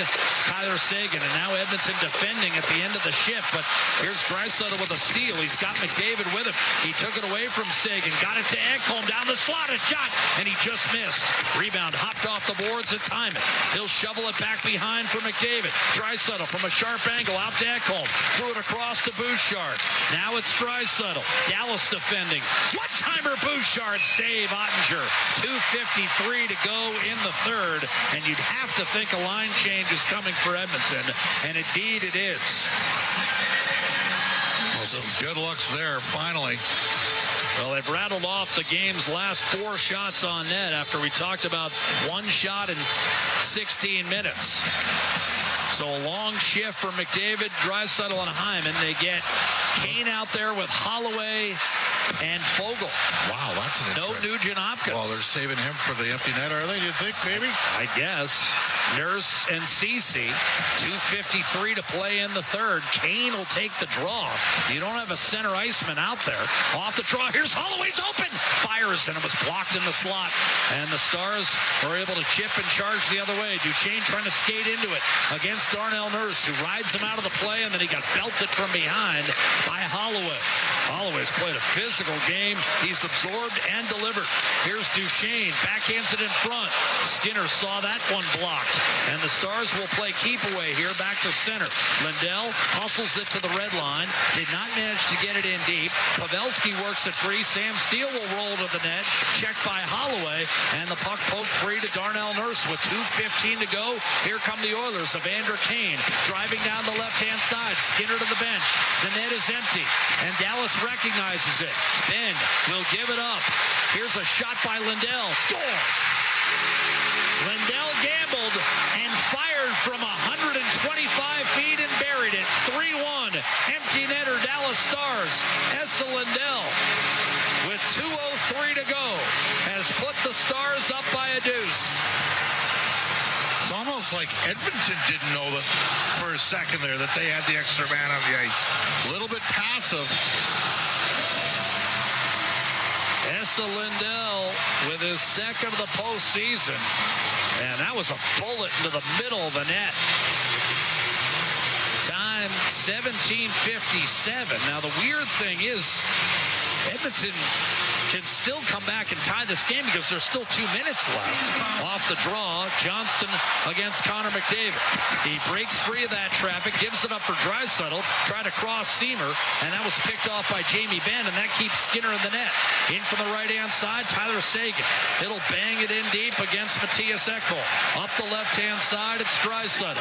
And now Zach Hyman gains the line left wing. Skinner will go to the bench. Extra man on.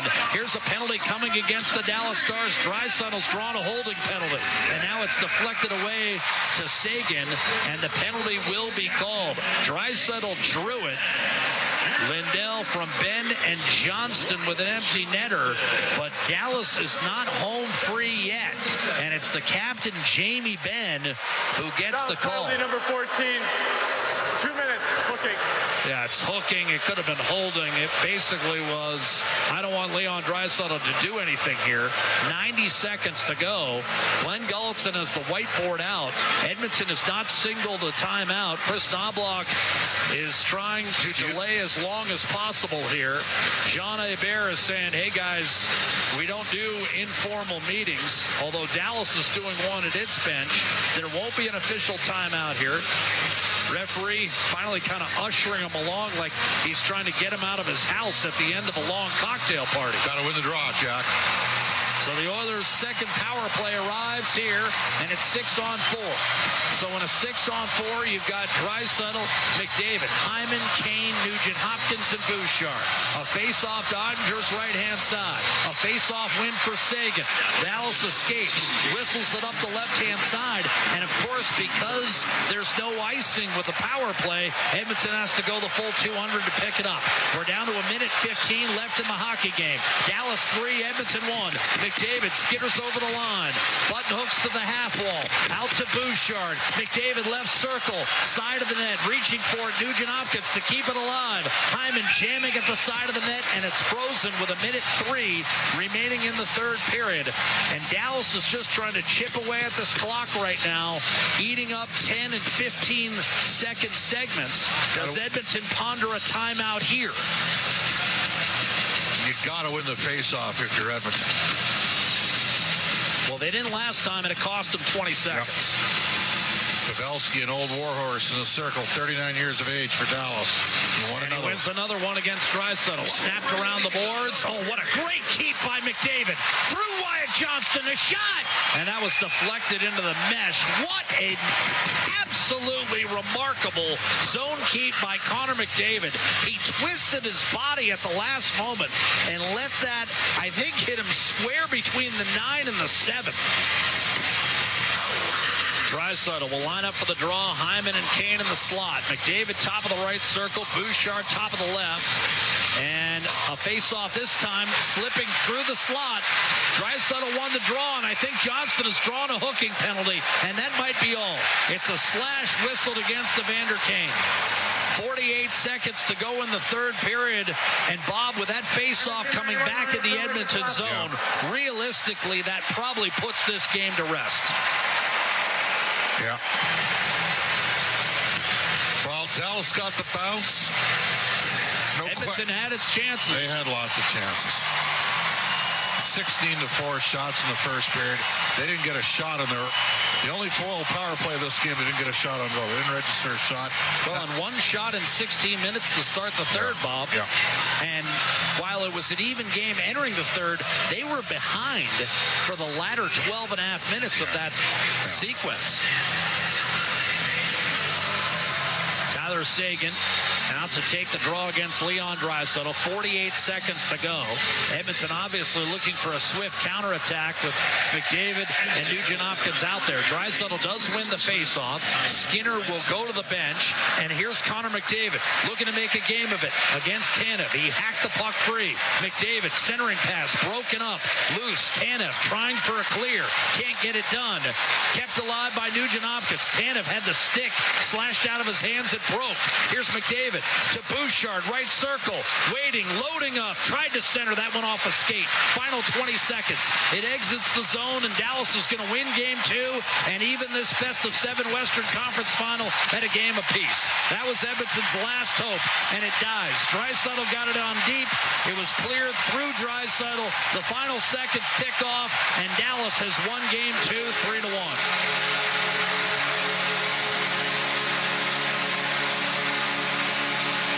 Tied up. The Eastern Conference and the Western Conference final. squared at a game apiece, but Edmonton has done what it wanted, and that's to get a split on the road. The only agonizing situation about that, Bob, is many in the Edmonton dressing room will feel like they had their chance to really gain a hammerlock in this series. I think it's got to be stated the Stars got a great goaltending performance tonight from Jake Ottinger when it mattered. In the first period, as the Oilers, they appeared to be the faster team that had more jump. But what Edmonton didn't do, Jack, and what they're going to lament is they did not put enough pucks on the net. It's that simple. They didn't put enough pucks in traffic to the goal, and they didn't make Jake Ottinger work hard enough. And then once they fell behind, they got trapped into the Dallas game, and the Oilers were disjointed in their forecheck. They couldn't sustain anything. They had to go to the whip with McDavid and Draisaitl playing on the same line with Zach Hyman.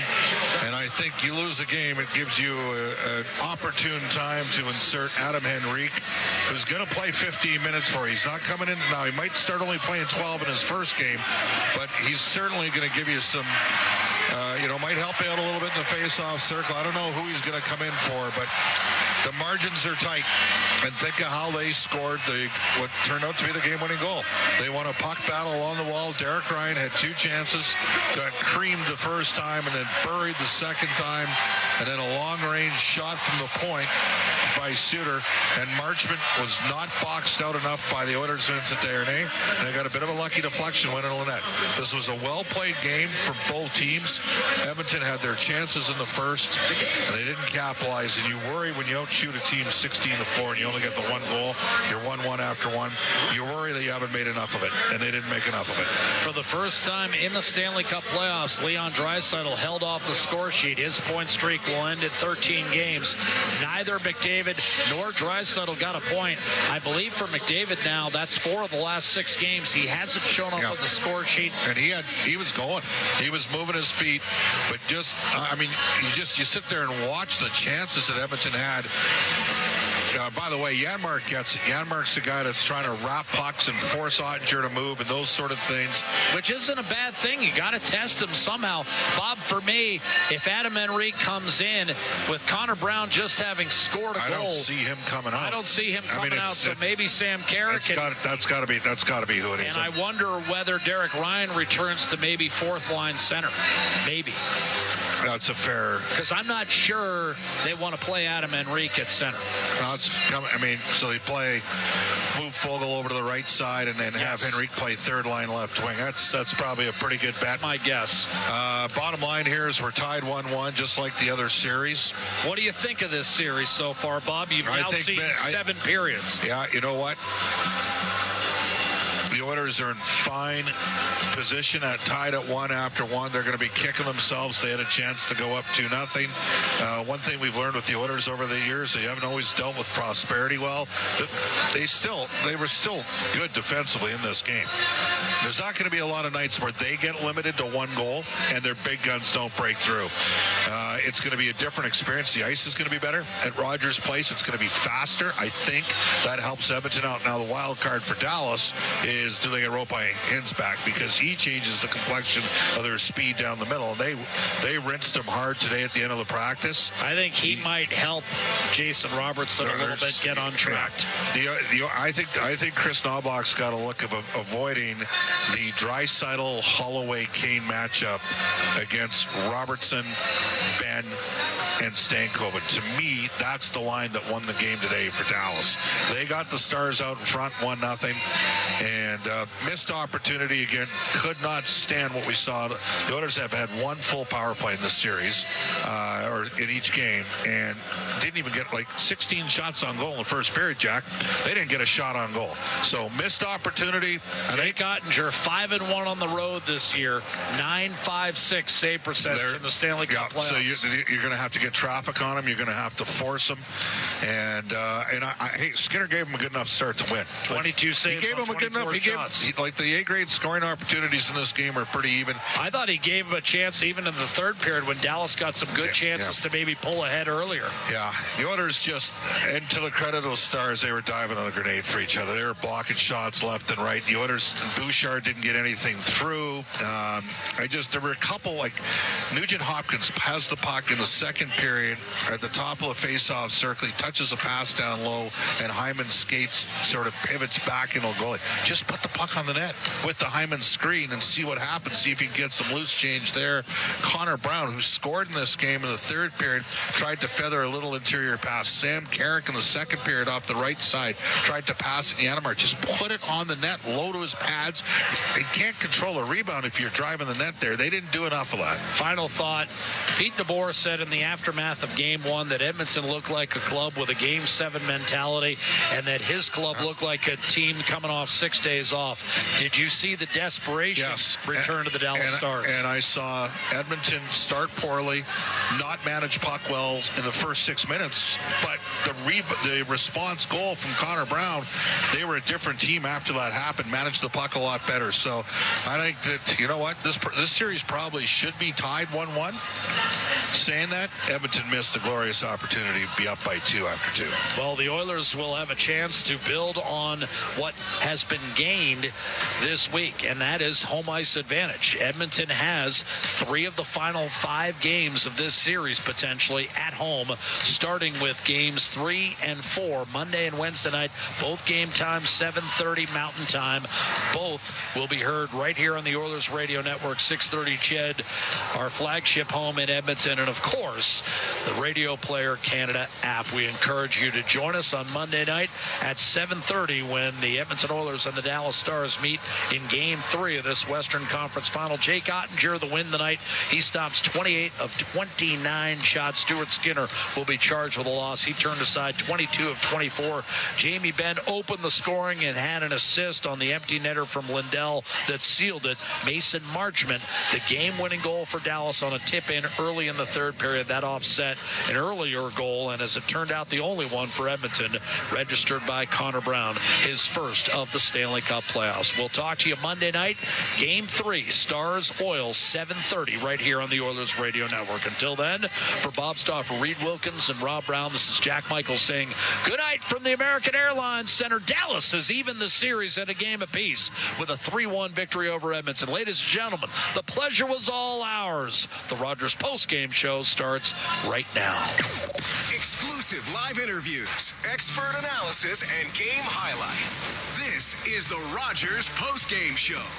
Once again, here's Bob Stauffer on the Oilers Radio Network. And she'll shovel it back to Ceci. He'll gain the line. Connor Brown, redirected by Ceci. Rebound. Brown scores! And Edmonton comes right back to tie the game at 1. Connor Brown, who scored 4 times all season long, gets his first of the playoffs. There you go. That's the Century Casino Highlight Zone. All in, all games, all season. Century Casino, 3 great locations. Edmonton, St. Albert, next to the Edmonton International Airport at Century Mile. Welcome to the Winter Zone. Unfortunately for Edmonton, yes, Connor Brown tied it at just 4:23 of the first. It's the only goal the Oilers got in this game. Marchment in the third, 3 minutes, 41 seconds into the third period. Empty netter from Essa Lindell, and the Stars win 3-1. This is the Rogers Postgame Show on the Oilers Radio Network. From the biggest stadiums to the coziest holes in the wall. From house parties to porch hangs to pride celebrations. From your favorite fuzz shop to your local Indian spot. From noodle bars to sports bars to salsa bars. There's a Molson with your name on it. Canadian Ultra XL. Molson. Everyone in. Must be legal drinking age. I'm Ryan Nugent-Hopkins. And I'm Zach Hyman. And when we're not making juicy, sweet passes, or having my goals disallowed, we're working for Legacy Heating and Cooling. You know, guys used to call me a plumber. And now they call you an AC repairman. Nice. Hey, guys, you're not here to fix air conditioners. You're here to sing the jingle. Oh. Well. Okay. Call Legacy. Call Legacy. No payments and no interest for 1 year from qualified installers. Legacy Heating and Cooling.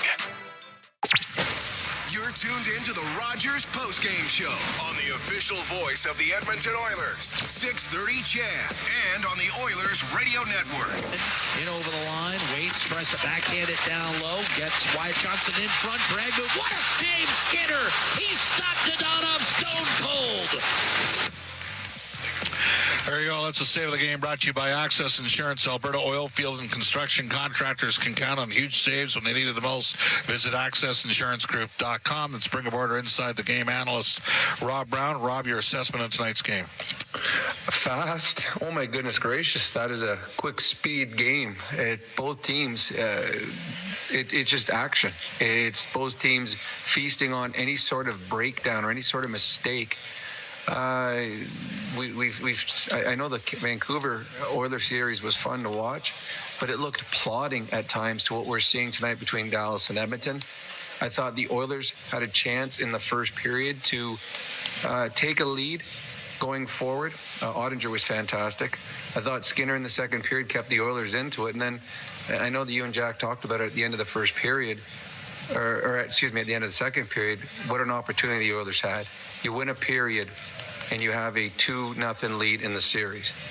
And what you saw was a very, very desperate Dallas Stars team in the third period that just would not let anything get through and got a very important win. But I thought both teams played well enough to win. And in a game like this, it's just one mistake that a team makes, and it was the one where Derek Ryan didn't get the puck out, and all of a sudden it's quickly. Again, we talk about the speed and how quick things happen. I mean, Suter, the puck goes back to Suter. It's on and off his stick. So it was a small mistake, but one nonetheless, and it cost the Oilers a goal in the game. But I think the Oilers played well. Yeah. And I think this is two good teams going at it. And I mean, I don't know if there's 5 more of these games, 2 more, whatever we have left.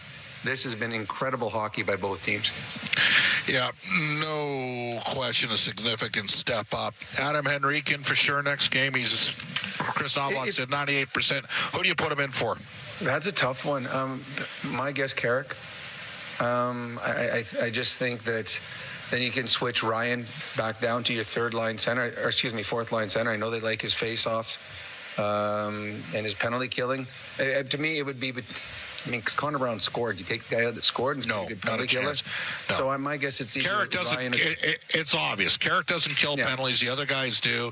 Henrique can play left wing with McLeod and Fogle. That line isn't giving them enough, anyways. They need more out of that line. They do. Well, let's look at the entire playoff. The fourth line has been the better of the 2 bottom 6 lines. And I don't think it's been close most nights. The fourth line has been very good, and that's with a variety of different players. Yes, they need more out of Fogle and McLeod, and one thing that could give you more is a veteran presence with some offensive flair in Adam Henrique. I do believe if he's healthy, he will be in the lineup for Game 3, and I imagine Rupi Hintz will be in the lineup for Dallas. And well, the series is just getting started now, Bob, and the entertainment value is through the roof. Great stuff. Thanks, Rob. Sounds good, Bob. Smart Play of the Night brought to you by Catelli Smart Pasta with all natural ingredients. It's a smart move for your next meal. Look for the box the next time you shop. And, Cody Ceci was a strong two-way performance in tonight's game and jumped up, activated, and was involved in the Oilers' lone goal.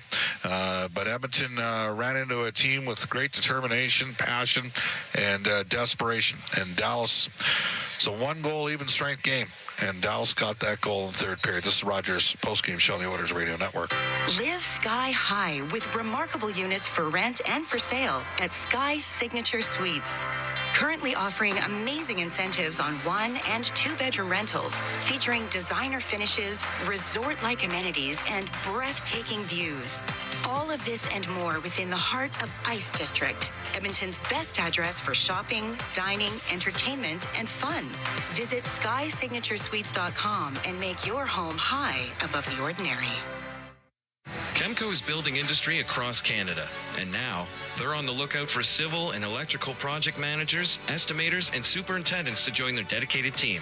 Why Chemco? Because Chemco cares. They put people first, offering top-tier compensation packages and an unwavering commitment to safety. At Chemco, safety isn't just a priority, it's everybody's business. Ready to be part of a team that truly values you? Visit chemco.com/careers today.